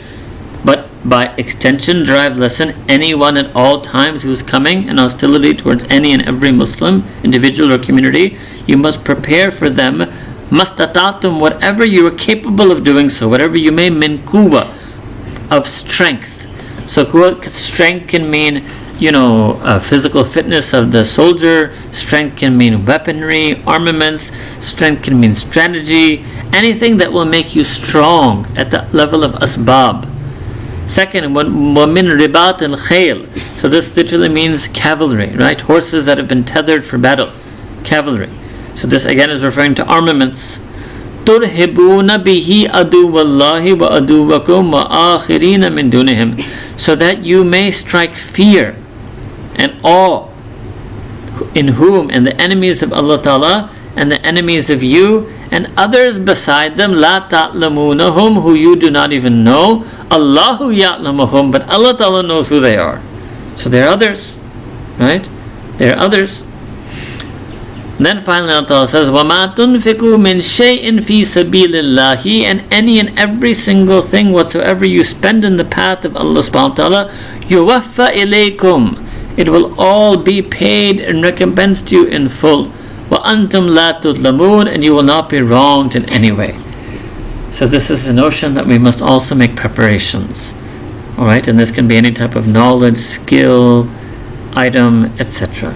And this is some, ulama in contemporary times took this as even a warrant from Quran al-Kareem to develop nuclear technology, not as a first aggression, but due to the fact that people who do not have Iman, and some of whom are also even hostile to Iman, as for example the Chinese oppression of the Uyghurs demonstrate, that the Chinese are hostile to Islam itself and they are nuclear armed, so that we must acquire the same technology to repel the evil that they have possessed and designed and invented to inflict upon humanity, lest they try to afflict it on us. But then look at the immediate verse afterwards. وَإِن جَنَهُ لِلسَّلْمِ, however, if they incline towards peace, فَجْنَحْ لَهَا, then you also should incline towards peace and make peace. وَتَوَكَّلْ عَلَى اللَّهِ, and trust Allah Ta'ala when you make peace. So it's not just that we trust Allah Ta'ala in warfare, we must trust Allah Ta'ala in peace as well. Don't worry that, if I make peace with them, what's going to happen? Make the peace and trust in Allah subhanahu wa ta'ala. Innahu, indeed He, Allah subhanahu wa ta'ala, huwa Sami'ul Alim, He, Allah Ta'ala, is all hearing, all knowledgeable. وَإِن يُرِيدُوا أَن يَخْدَعُوكَ. Okay, and then Allah Ta'ala says that if they, the disbelievers, intend and wish by offering peace to deceive you, Prophet Muhammad sallallahu alaihi wasallam, it's just a trick on their part. They intend to deceive you. Still make the peace. فَإِنَّ حَسْبَكَ اللَّهُ, and indeed Allah Ta'ala is sufficient for you. هُوَ الَّذِي أَيَّدَكَ, He is the one, He is the being who helped you, Prophet Sallallahu Alaihi Wasallam, بِنَصْرِهِ, with His help, وَبِالْمُؤْمِنِينَ, and with the believers. In verse 63, the Allah Ta'ala mentions how Allah Subhanahu wa Ta'ala helped Nabi Kareem Sallallahu Alaihi Wasallam with the believers. وَأَلَّفَ بَيْنَ قُلُوبِهِمْ, Allah Ta'ala put a love and affection between their hearts. So it has been understood to refer to the Ansar, because in Medina, before the Prophet ﷺ came, before Islam came, the people of Medina before Islam were extremely divided. So there were two major tribes, Aus and Khazraj, who were absolutely at odds with each other. Then, due to the blessing of Allah subhanahu wa ta'ala and the blessing of Iman and Islam, their hearts were united with each other. Then their hearts were united with the Muhajirun, the people of Makkah Mukarramah, and they were able to transcend these tribal hatreds. And Allah Ta'ala mentions to the Prophet ﷺ that Allah Ta'ala did this, and if you la anfaqta ma fil ardi jami'a, that if you, Prophet ﷺ, were to have spent on them all the wealth that is in the entire earth, ma allafta bayna qulubihim, even then you would not have been able to put love and affection in their hearts. That's the level of enmity that they had for each other. But Allah subhanahu wa ta'ala did it. وَلَكِنَّ اللَّهَ أَلَّفَ بَيْنَهُمْ, however, it is Allah subhanahu wa ta'ala who placed the love and affection between their hearts. إِنَّهُ azizun hakim, indeed He, Allah Ta'ala, is almighty and all-wise. Then Allah Ta'ala addresses the Prophet sallallahu alaihi wasallam directly. Ya ayyuhan nabiyyu, O Prophet Muhammad sallallahu alaihi wasallam, hasbukallah, Allah Ta'ala is sufficient for you, Prophet Muhammad sallallahu alaihi wasallam. Wa man ittaba'aka min al-mu'minin, and for anyone who follows you, Prophet Muhammad sallallahu alaihi wasallam, from the believers, Allah Ta'ala will be absolutely sufficient and will suffice for them as well. And this applies first to Sahaba Kiram radiallahu ta'ala ajmain, but by extension it applies to anyone from this ummah who is muttabi' Rasul, who is a follower of the Prophet Muhammad sallallahu alaihi wasallam. Okay, then in verses 65 to 66, Allah Ta'ala mentions something ajib. In verse 65, Allah Ta'ala mentions that He will help us, He will help the believers so much that they can overcome an enemy that is 10 times greater. But then immediately in verse 66, Allah Ta'ala says that yes, but now your burden has been lightened and there's a weakness in you, so now Allah Ta'ala will help you to the extent that you can overcome an enemy who is only double. So in other words, Allah Ta'ala reduced the odds from 10 to 1 to 2 to 1. Alright? So let me explain this before I translate. There are two ways this has been understood. One has been understood that we became weak, the believers became weak, or even maybe this happened in the time of Sahaba Kiram, that not all believers were as strong of heart and mind as Sayyidina Abu Bakr as-Siddiq, Sayyidina Umar, Sayyidina Uthman, Sayyidina Ali, and such other Jalilul Qadri Sahaba in Badr and Muhajirun from Makkah Mukarramah. Or it may mean that Allah subhanahu wa ta'ala is reducing the burden on us, because to place the burden on believers that they will fight odds that are 10 times greater, that is a much greater burden. So it can mean both. Allah Ta'ala is being easier with us, but also we have become more weak. Alright? So the first verse 65 is suggesting tenfold odds, and 66 is being reduced to twofold odds, and Allah Ta'ala will explain this very clearly, very mathematically, in fact. Ya ayyuhan nabiyyu, O Prophet Muhammad sallallahu alayhi wa alihi wa sallam, harridil mu'minina alal qital, you should rouse and inspire and motivate the believers to fight the just war against hostile aggression and oppression. In yakum minkum ishruna sabiruna, that even if there are 20 among you who are steadfast and firm, yaglibu mi'ataini, they will overcome and overwhelm 200. So that's 10 times, right? Wa in yakum minkum mi'atun, and if from amongst you there are 100, and again it's understood here in the Arabic, who are steadfast and firm, then they will yaglibu alfa min alladhina kafaru, they will overcome and overwhelm 1,000 of those who disbelieve. بأنهم قوم لا يفقهون, because they, the disbelievers, are a qawm, a community, a people who do not understand. They don't understand the reality that Allah Ta'ala exists, and Allah Ta'ala helps the people who believe, and people who have iman and trust in Allah Ta'ala will have additional help and power with them. But then, immediately then in verse 66, Al-ana khaffafallahu ankum. But now Allah Ta'ala has lightened for you your burden. وَعَلِمَ أَنَّ فِيكُمْ ضُعْفًا. Because He knows that amongst you there are those who are weak, or you can say that there's a weakness amongst you. وَإِن يَكُمْ مِنْكُمْ مِئَةٌ. So now that if there's 100 of you who are steadfast, يَغْلِبُوا مِئَتَيْنِ. They will be able to overwhelm and overcome 200. So above was 100 can overwhelm 1,000 10 times, and here's 100 can overcome 200 double. وَإِن يَكُمْ مِنْكُمْ أَلْفٌ. And if there are 1,000 of you, يَغْلِبُوا أَلْفَيْنِ. They will be able to overwhelm and overcome 2,000 بِإِذْنِ اللَّهِ, with the warrant and permission and will of Allah subhanahu wa ta'ala. وَاللَّهُ مَعَ الصَّابِرِينَ. And indeed Allah subhanahu wa ta'ala is with those who are firm and steadfast. So Imam Fakhruddin al-Razi rahimahullah ta'ala, he mentioned here that it's though how in for both verses, how is it that Allah Ta'ala is going to, even these odds, right, 100 defeating 200, let alone 100 defeating 1,000. So Imam Fakhruddin Razi says that when a person has true iman and is from the sabirin, and then they get the mayyat of Allah subhanahu wa ta'ala, wallahu ma sabirin, then that fills their heart with the spiritual strength, spiritual discipline, spiritual vision that enables them and empowers them and strengthens them and makes them capable of actions and feats that are otherwise not rationally possible. So this is the power of the nur of iman, power of sabr, power of the madad and nusrat that comes from Allah subhanahu wa ta'ala. And now verses 70 to 71, as I mentioned, this is the mention of the captives of war. So what happened in Badr also, right? That there were some people who fled and some of the enemy was captured. So these are known as captives of war.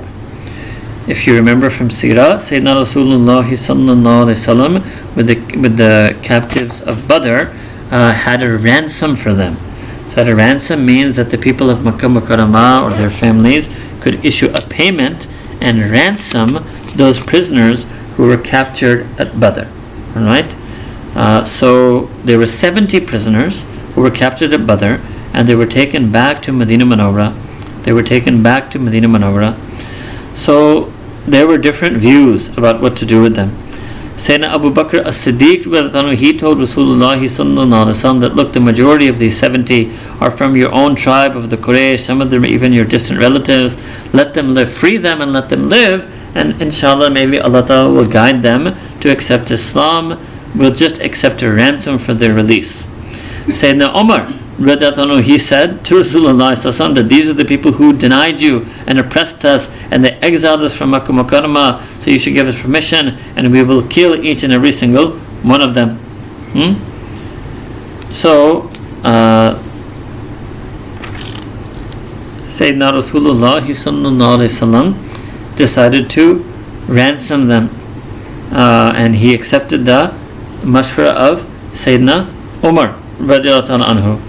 And then Allah subhanahu wa ta'ala revealed, and so this is I haven't showed you these verses, this is right before this, verses 67 to 69.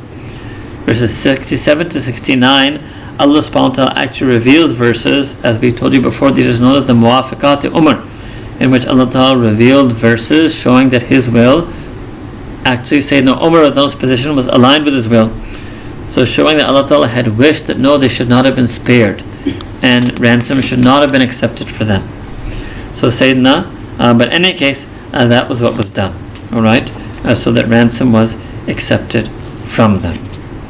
Now, the question is, some people say, how is it possible that the Prophet Muhammad sallallahu alaihi wasallam decided something which is different from what Allah Ta'ala wanted? Well, understand this, that it is because Allah Ta'ala had not shared with the Prophet sallallahu alaihi wasallam what he wanted. So at that point, Allah Ta'ala did not reveal any revelation until after the fact. So at that point Rasulullah sallallahu alaihi wasallam did as Allah Ta'ala had instructed him always, to make mushawara, consultation with the Sahaba Kiram radiyallahu ta'ala anjma'in. And after this consultation, we already told this, Sayyidina Bakr's view was this, and Sayyidina Umar's view was this. And by the way, from amongst those captives was Sayyidina Abbas, who was the uncle of Rasulullah sallallahu alaihi wasallam. All right, clear. So Nabi Kareem sallallahu alaihi wasallam made the decision according to the wish of Allah Ta'ala, because he consulted the Sahaba and listened to them and did what he thought was best at his time. And this is this verses 68 to 67 to 69. Those revelations establishing that after the fact, sometimes Allah Ta'ala would send revelation to show the Prophet ﷺ that Allah Ta'ala would have wanted him to have done something, not wanted, but Allah Ta'ala, that there would have been another course of action. But obviously, if Allah Ta'ala wanted him to do that, Allah Ta'ala would have revealed him to do that before the course of action, right? And this is also to show for all of humanity that Allah Ta'ala is all-knowing, and Rasulullah is not all-knowing. And as a Nabi and as a Rasul, he is dependent on Allah. He's not independent. He is dependent on Allah Ta'ala for revelation and guidance in the form of ilham, prophethood, prophecy, and revelation. Alright. Now, after this fact, after all this has happened, 70 to 71 is the prisoners of war are now being kept in custody and waiting for ransom, right? And what should be said to them? Ya ayyuhan nabiyyu, O Prophet Muhammad sallallahu alaihi wasallam, say, liman fi aydikum min al-asra. So these are the prisoners, or to say to every one of those prisoners who is in your custody, what should you say to them? In ya'lamillahu fi qulubikum khairan yu'tikum khairan mimma ukhidha minkum. If Allah Ta'ala knows there to be any khair, any good in your hearts, then He will give you that which is better.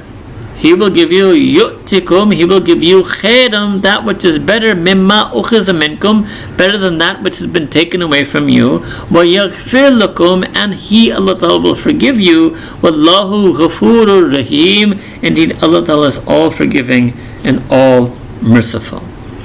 And this is also for Sayyidina Abbas, the uncle of Rasulullah sallallahu alaihi wasallam. وَإِن يُرِيدُوا خِيَانَتَكَ. And then Allah Ta'ala says that if Allah Ta'ala is telling the Prophet ﷺ, going back to Ya ayyuhan nabi, that if they, the prisoners of war, they intend khiyanataka, to deceive you and to be treachery against you, Prophet ﷺ, فَقَدْ خَانُوا اللَّهَ مِنْ قَبْلُ. Indeed, they have been treacherous with Allah Ta'ala in the past. In other words, once they're ransomed and they go back and they intend to again come against you and bring an army, they've done this before to Allah subhanahu wa ta'ala. They've done this before. فَأَمْكَنَ مِنْهُمْ. And He, and Allah Ta'ala has given you power over them before. You defeated them in Badr. Wallahu alimun hakim. And indeed Allah Ta'ala is all-knowing and all-wise.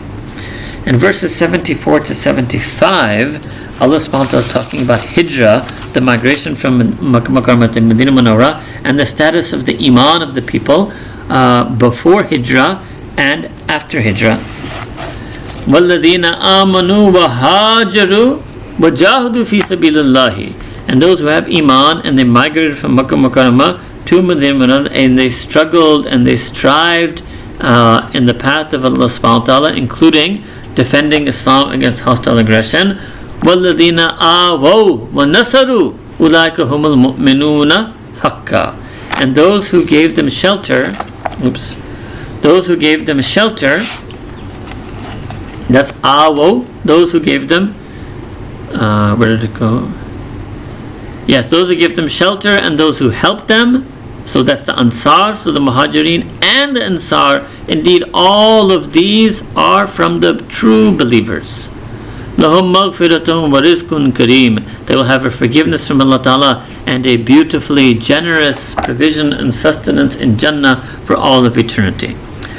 وَالَّذِينَ آمَنُوا مِن بَعْدُ. And as far as those who believe after this, وَهَاجَرُوا, and they also migrate, وَجَاهَدُوا مَعَكُمْ, and then they also strive along you for the sake of Allah Ta'ala, defending deen. فَأُولَٰئِكَ مِنْكُمْ, then they, all of them, will also be minkum, from amongst you.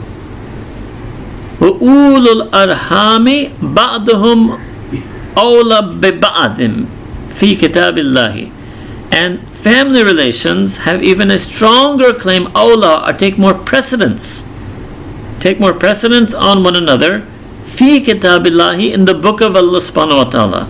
So it can mean in the teachings of Kitab, Quran Kareem, it can mean in the reckoning of Allah subhanahu wa ta'ala, inna Allah bi kulli shay'in alim, indeed Allah ta'ala is all knowledgeable over all things. So what does this mean?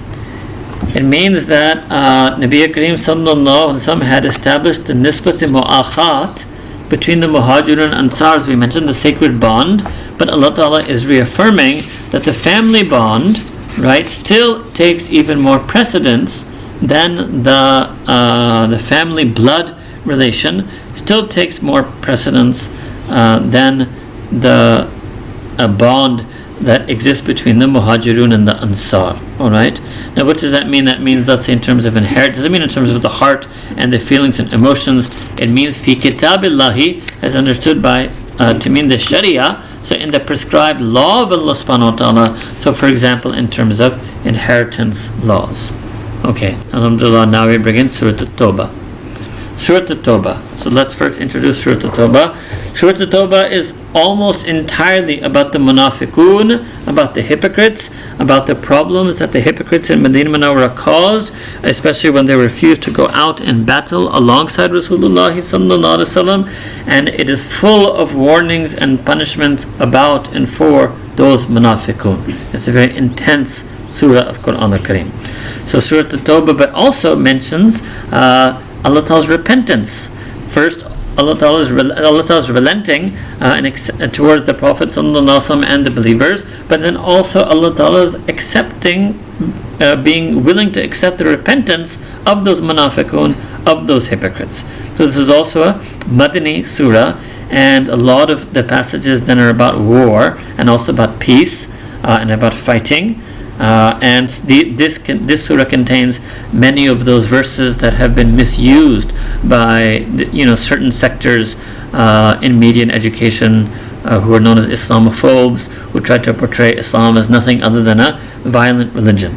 And so it's important to do those verses with proper understanding and in context, and to understand what those verses mean and what they don't mean.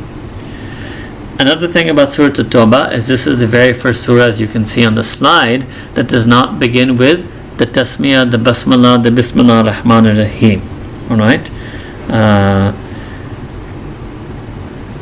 And different ulama of tafsir have given very different, many reasons for that. But I would just leave that at that. I would just give one, is that it's so close to Surah Al-Anfāl that it's like a continuation of Surah Al-Anfāl, and one of the purposes of the Basmalah is to separate the two surahs, and this is, anyway, there are many views as to why this is mentioned. Barātum min Allahi wa Rasulihi. So what I've done is, if you look at the header, I've given it conditions of war, treaty, and peace with the polytheists of Mecca. So this is going to go on from verses 1 up to verses 15. Verses 1 to 15. And inshallah, let's finish this today. And there are actually then very few verses of Surah At-Tawbah that I selected, and so we can do that tomorrow, inshallah. But also these verses that are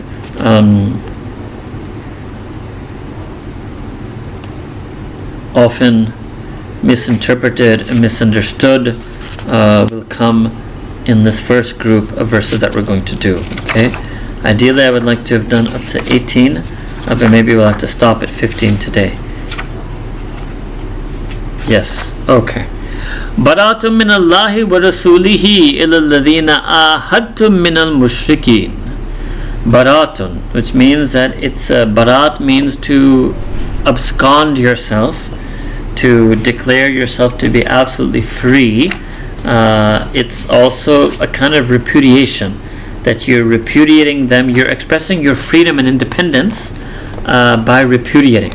So min Allahi wa Rasuli, Allah subhanahu wa ta'ala and His Messenger sallallahu alaihi wasallam are expressing their complete absolution and exoneration from who? They've absolutely exonerated themselves and are free from those mushrikun with whom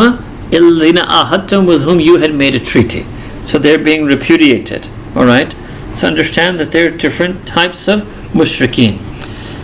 First type of mushrikeen were those who had made a treaty with the Muslims in the 6th year of Hijrah at Hudaybiyah.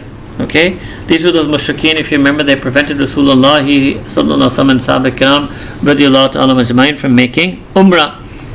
And they actually signed a treaty that was kind of biased towards them for 10 years. One of the clauses of the treaty was that neither party should attack the other. But later on, they broke that treaty. So when they broke that treaty, that was when and this is the 8th year after Hijrah, that was when Nabi Kareem sallallahu alaihi wasallam and Sahaba Kiram marched on Makkah Mukarramah in what is known as Fateh Makkah. So the first type of mushrikun are those who broke the treaty, therefore all agreements with them stand broken, and Allah Ta'ala and His Messenger sallallahu alaihi wasallam are exonerated from them, are liberated from them, are free from them, and this is also an act of repudiation to them for breaking that treaty. There's a second type of mushrik, second category of mushrikeen, with those who made a treaty with the Muslims, because there were many treaties that the Muslims made, the early community made with the mushrikeen, not just Sulh Hudaybiyah. Other treaties, and they kept to the conditions of these treaties, right? They had kept to the conditions of those treaties, and those treaties were for a fixed and appointed time period. Third category are those with whom there were treaties made, but there was no fixed or appointed time period. And the fourth type of mushrikeen are those who had no treaty whatsoever. There was no peace agreement between them and the Muslims. Alright? So with regard to the first category,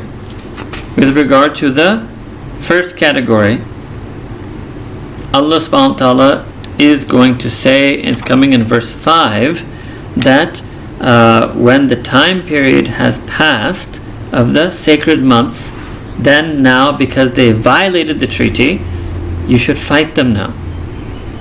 Because they broke the treaty and fought you, you should fight back, but not now, only when the sacred months pass. As far as the second category, Allah Ta'ala is going to mention them in verse 4. And those are the mushrikeen. The second category was the mushrikeen with whom the Muslimin had a treaty for a particular period. Allah Ta'ala will say in verse 4, you should keep to the terms of that treaty for the time period. Otherwise you will not fight them.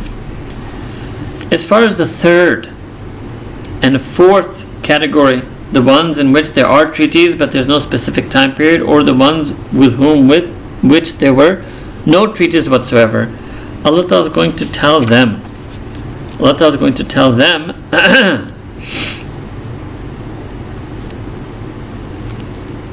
and this is the second verse, which is what we're doing right now, which is just why I stopped here.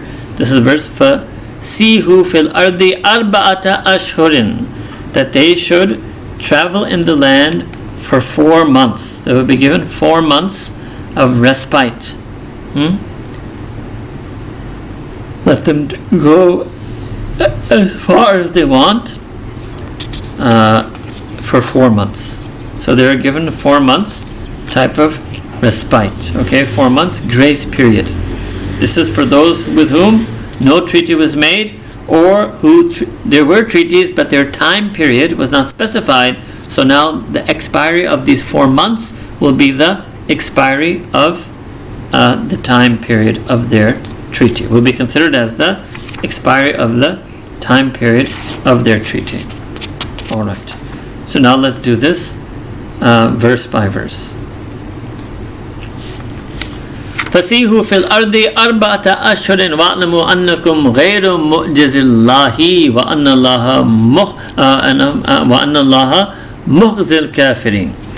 So now Allah tells them that category 3 and 4, in which there is no treaty whatsoever, or in treaty there exists but there's no specified period, so travel freely throughout the land for 4 months, but know أَنَّكُمْ غَيْرُ مُعْجِزِ اللَّهِ, know that you cannot thwart Allah Ta'ala and come as an obstacle in the path of Allah Ta'ala, And know also that Allah subhanahu wa ta'ala mukhzil kafirin, that Allah ta'ala is that being who disgraces disbelievers. Okay, they're done.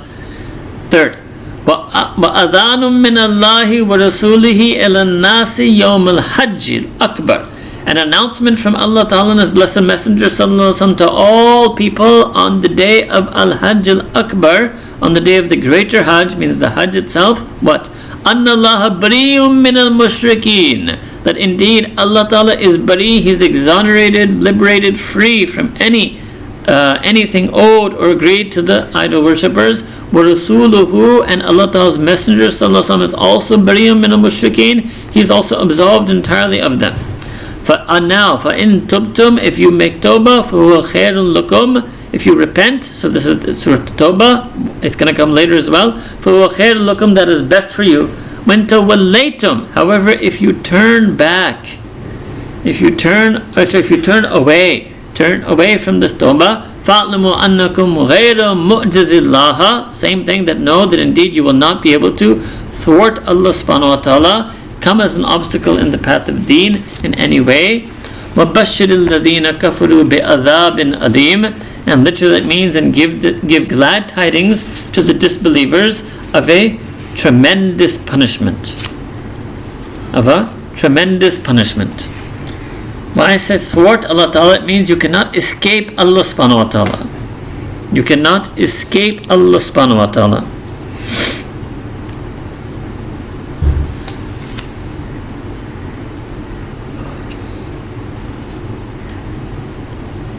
Alright. إِلَّا الَّذِينَ you cannot thwart Allah بَشْرًا كَفَرُوا بِعَذَابٍ أَلِيمٍ, that of a painful punishment. إِلَّا الَّذِينَ آهَدتُّم مِّنَ الْمُشْرِكِينَ. So this is that category then, with whom, this is the second category, with whom there was a treaty and there was a specified period for them. Except for those with whom you have made a treaty from the mushrikeen, ثُمَّ لَمْ يَنْكُسُوكُمْ شَيْئًا, and thereafter they, the mushrikeen, did not break that treaty in any slightest manner whatsoever. وَلَمْ يُظَاهِرُوا عَلَيْكُمْ أَحَدًا, nor did they support anyone to give their back to anyone against you. فَأَتِمُّوا إِلَيْهِمْ أَهْدَهُمْ, therefore you must complete for them the entire duration of the treaty, إِلَى مُدَّتِهِمْ, until so fulfill the treaty with them entirely until its period expires. إِنَّ اللَّهَ يُحِبُّ الْمُتَّقِينَ, indeed Allah subhanahu wa ta'ala loves the people of taqwa. So fear Allah subhanahu wa ta'ala, be conscious of Allah ta'ala, be mindful of Allah ta'ala, and fulfill the time period with them. So they're done. And then finally for the ones who broke the treaty, فَدَنْ سَلَخَ الْأَشْهُرُ الْحُرُمُ, and when the sacred and viable months expire, فَاقْتُلُوا الْمُشْرِكِينَ حَيْثُ وَجَدْتُمُوهُمْ, then you should go and fight and slay the polytheist idol worshippers wherever you find them. Which ones? That category of mushrikeen who broke the treaty with you and tried to kill you. Alright? وَخُذُوهُمْ, and you should seize them, capture them, seize them, وَحْصُرُوهُمْ, and capture them, وَقْعُدُوا لَهُمْ كُلَّ مَرْصَدٍ, and you should besiege them and lie in wait for them at every place of ambush. فَإِن تَابُوا, again here comes the word tawbah, but if they make tawbah, وَأَقَامُوا الصَّلَاةَ, so here it means if they make tawbah from their shirk. So for those who broke the treaty with you once and have shown they're no longer capable and worthy of the offer of peaceful coexistence, us as Muslimin and those as mushrikeen, so now for them they must make tawbah of their shirk, they must renounce false polytheism and idolatry, and they must accept iman. وَأَقَامُوا الصَّلَاةَ, they must establish the salah. وَآتُوا الزَّكَاةَ, pay zakah. فَخَلَّوْا سَبِيلَهُمْ, and then you can let them be free, let them go their own way. Inna Allah ghafurun rahim, indeed Allah Ta'ala is all forgiving, all merciful. It doesn't mean let them go their own way back to shirk, it means they're free from any retribution, free from any fighting. Inna Allah ghafurun rahim, indeed Allah Ta'ala is all forgiving, all merciful. وَإِنْ أَحَدٌ مِّنَ الْمُشْرِكِينَ اسْتَجَارَكَ, And if any of the mushrikeen, not other than that first category, any of the other categories, istajaraka fa'ajirhu, any one of them seeks asylum with you, fa'ajirhu, grant him asylum, grant them peace. Hatta yasma'a kalam Allahi, until they hear the words of Allah. To give them a chance, do dawah on them, recite Quran al-Kareem to them, let them hear kalamullah. Thumma ablighu ma'manahu, then convey them to their place of safety. Dhalika bi'annahum qawmun la ya'lamun. That is because there are people who do not know. They do not know. They do not know. Alright. So, here, first we have the verses up to verse number 6. So these verses were revealed after the breach of Sulh Hudaybiyah, which is in 8 Hijri, very shortly before Fatih Makkah. Alright? And what happened was that they had Nabi Kareem Sallallahu Alaihi Wasallam and the Quraysh had this 10-year truce that we mentioned, and these mushrikeen, they violated it. They violated it in the sacred and inviolable months.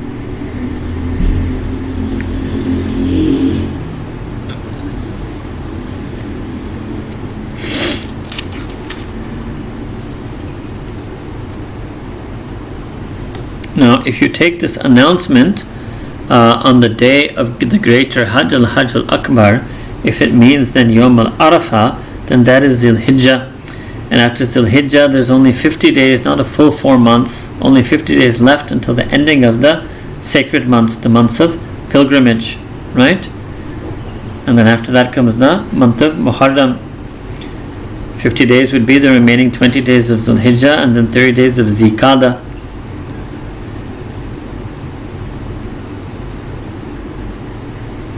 Others say that no, these verses were revealed at the start of Shawwal, which makes the whole 4 months then, right?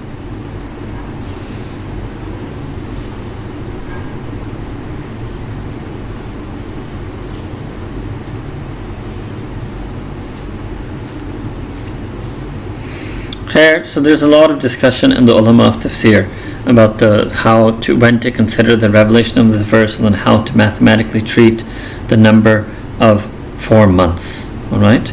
The important thing that I wanted to explain to you, which is relevant for us today, is that this verse is sometimes taken out of context, just as فَقْتُلُوا الْمُشْرِكِينَ حَيْثُ وَجَدْتُمُوهُم, as if Allah Ta'ala commanded the believers to kill every single mushrik wherever you find them. This is about that particular category of mushrikeen who had violated the peace, and therefore they will not be offered peace again.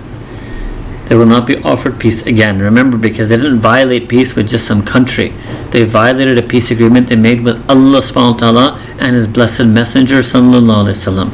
And so the punishment for the violation of that peace is they will not be offered peace again, and then the retribution for their violation and their engaging in warfare is that now warfare will be done to them.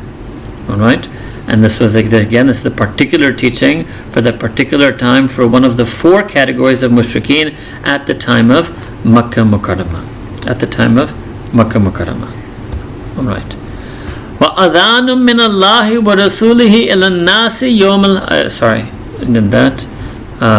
كَيْفَ يَكُونُ لِلْمُشْرِكِينَ أَهْدٌ عِنْدَ اللَّهِ وَعِنْدَ رَسُولِهِ. How can we hold that there is a treaty between the mushrikeen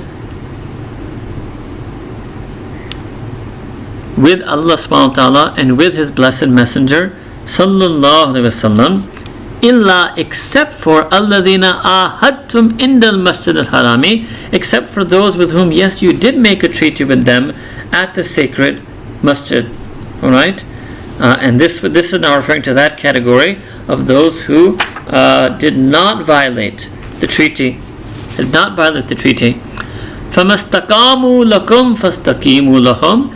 And to whatever extent and as long as they are true to you in that treaty, فَاسْتَقِيمُوا لَهُمْ, then you should also remain true to them in that treaty. Okay, so this is those who have not violated it, and they are true and you should remain true to them as long as they're upright and uphold the treaty. You should also be upright and uphold it. Inna Allaha yuhibbul muttaqeen. Again, indeed, Allah Ta'ala loves those who have taqwa. So taqwa lies in upholding and being true to the peace treaty with polytheist idol worshippers when you made a treaty of peace with them and they haven't violated the peace. Okay? So that's also there. كيف وإن يظهروا عليكم لا يركبوا فيكم إلا ولا ذمة يرضونكم بأفواههم وتأبى قلوبهم وأكثرهم فاسقون. Okay, now another group that if they if they prevail over you,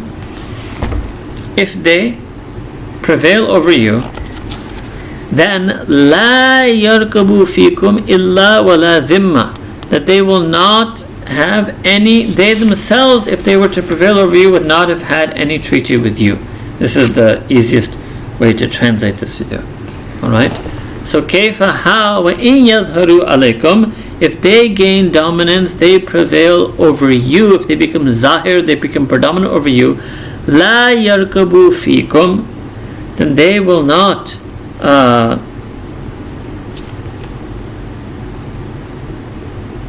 observe any kinship with you, nor will they observe any treaty with you. Actually, what they will try to do, yurdunakum bi afwahim, they will try to please you with flowery words that issue from their mouths. وَتَابَ قُلُوبُهُمْ, all the while their hearts refuse what they're saying, so they're hypocrites. وَأَكْثَرُهُمْ فَاسِقُونَ, and the majority of them are transgressors. The majority of them are iniquitous, are fasiqun, are criminals.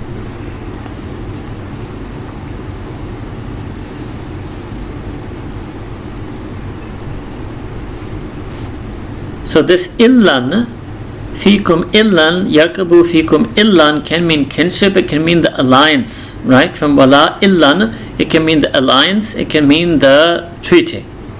So if they were to dominate over you, they would never themselves make a proper treaty, kinship, alliance with you, nor would they have made and taken any responsibility of the covenant of mutual peace with you. And rather, the only thing that pleases them is flowery words that come from their mouths, all the while that their hearts are denying those very words, and the vast majority of them are defiantly disobedient. اشتروا بآيات الله ثمنا قليلا. Indeed, they have exchanged the verses of revelation of Allah subhanahu wa ta'ala for what? A paltry sum. فَصَدُّوا عَنْ سَبِيلِهِ, and they try to block people from the path of Allah subhanahu wa ta'ala. إِنَّهُمْ سَاءَ مَا كَانُوا يَعْمَلُونَ, indeed evil it is all that which they used to do. لَا يَرْكَبُونَ فِي مُؤْمِنٍ, and they will not observe any illan, any treaty, any pact, any covenant, any kinship regarding any believer. وَلَا ذِمَّةٍ, nor will they take any responsibility or to uphold that covenant of protection. وَأُولَٰئِكَ هُمُ الْمُعْتَدُونَ, and indeed such mushrikeen are transgressors. However, فَإِن تَابُوا, so again for them now, there's only one option, that they have to make tawbah of their shirk, because they have proven that they're not worthy of peaceful coexistence.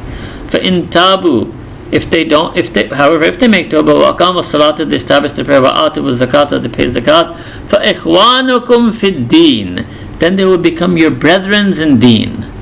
We will not hold any grudges against them from what happened in the past. وَنُفَصِّلُ الْآيَاتِ لَقَوْمٍ يَعْلَمُونَ, and Allah says, thus do we expound upon and make clear the verses of Allah Ta'ala's revelation and His signs for a people who have knowledge, for a people who know. And you will know that many, mashallah, did accept the deen of Islam, and they were fully treated as brethren in the deen despite any past hostility or aggression they ever had. Okay, and the last verses that we will do for today, inshallah, so that we finish this topic of war and treaty and peace with the polytheists of Makkah Mukarramah.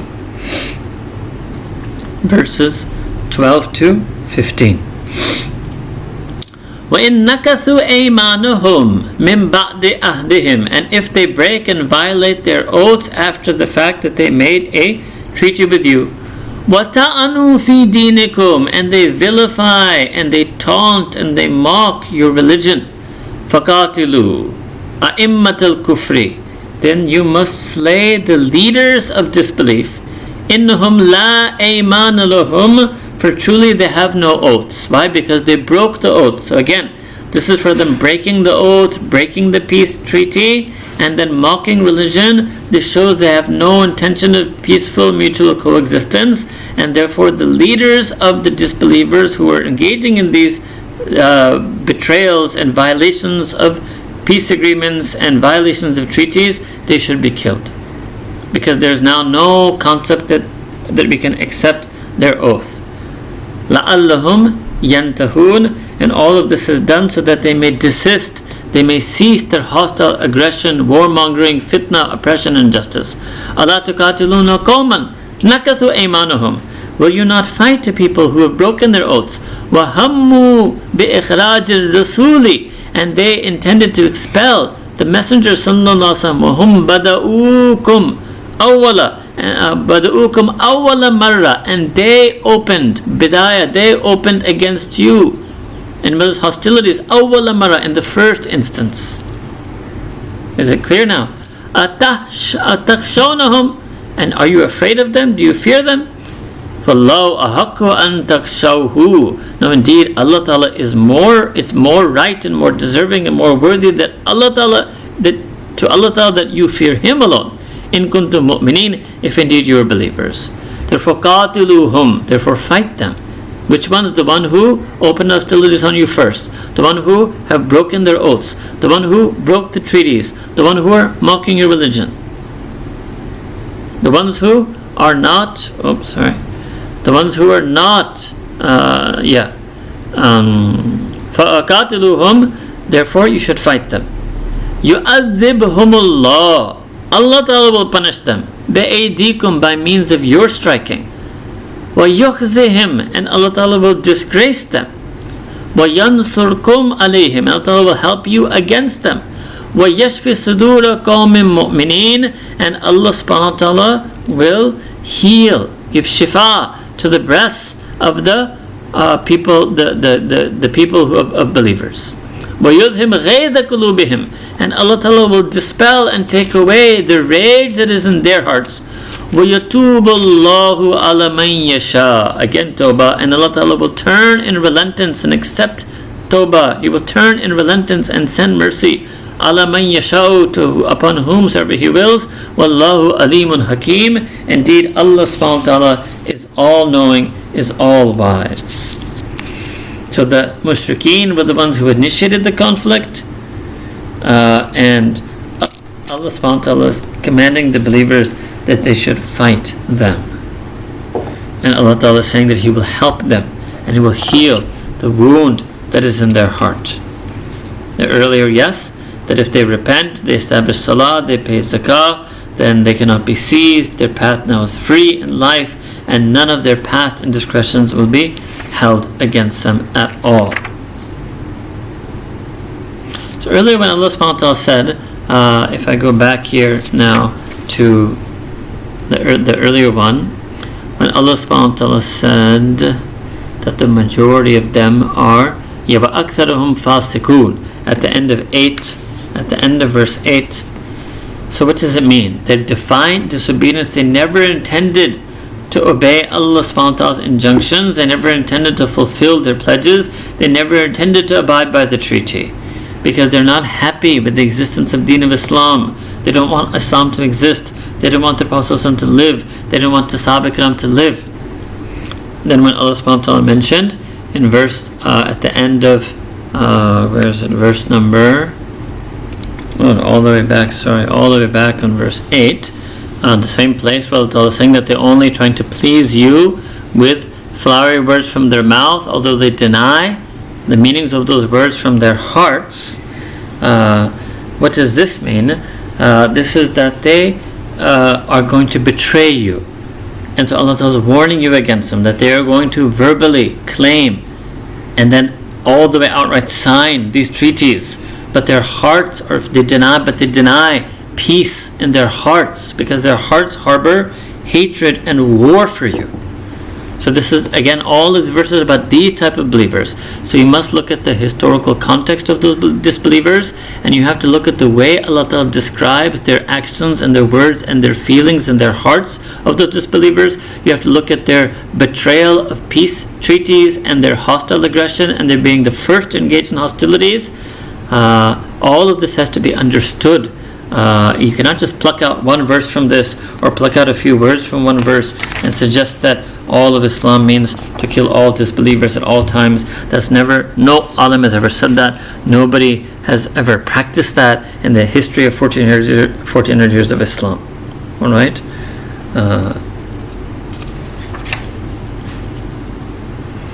And ultimately, it ends, this whole series ends with knowing that Wallahu Alimun Hakim, Allah Ta'ala is all-knowing and Allah Ta'ala is all-wise, and as believers we submit to Quran al-Kareem and to the teachings of the all-knowing, all-wise Allah subhanahu wa ta'ala. So let us end here. We had to go long again today because of the electricity. There's just a few verses of Surah At-Tawbah, and we'll do that tomorrow inshallah at the start of Surah 11. May Allah Ta'ala accept this from all of us. May Allah Ta'ala give us the true understanding of Quran al-Kareem, and may Allah Ta'ala make that true understanding of Quran increase us in our iman and amal. Wa akhir da'wana and alhamdulillahi rabbil alameen.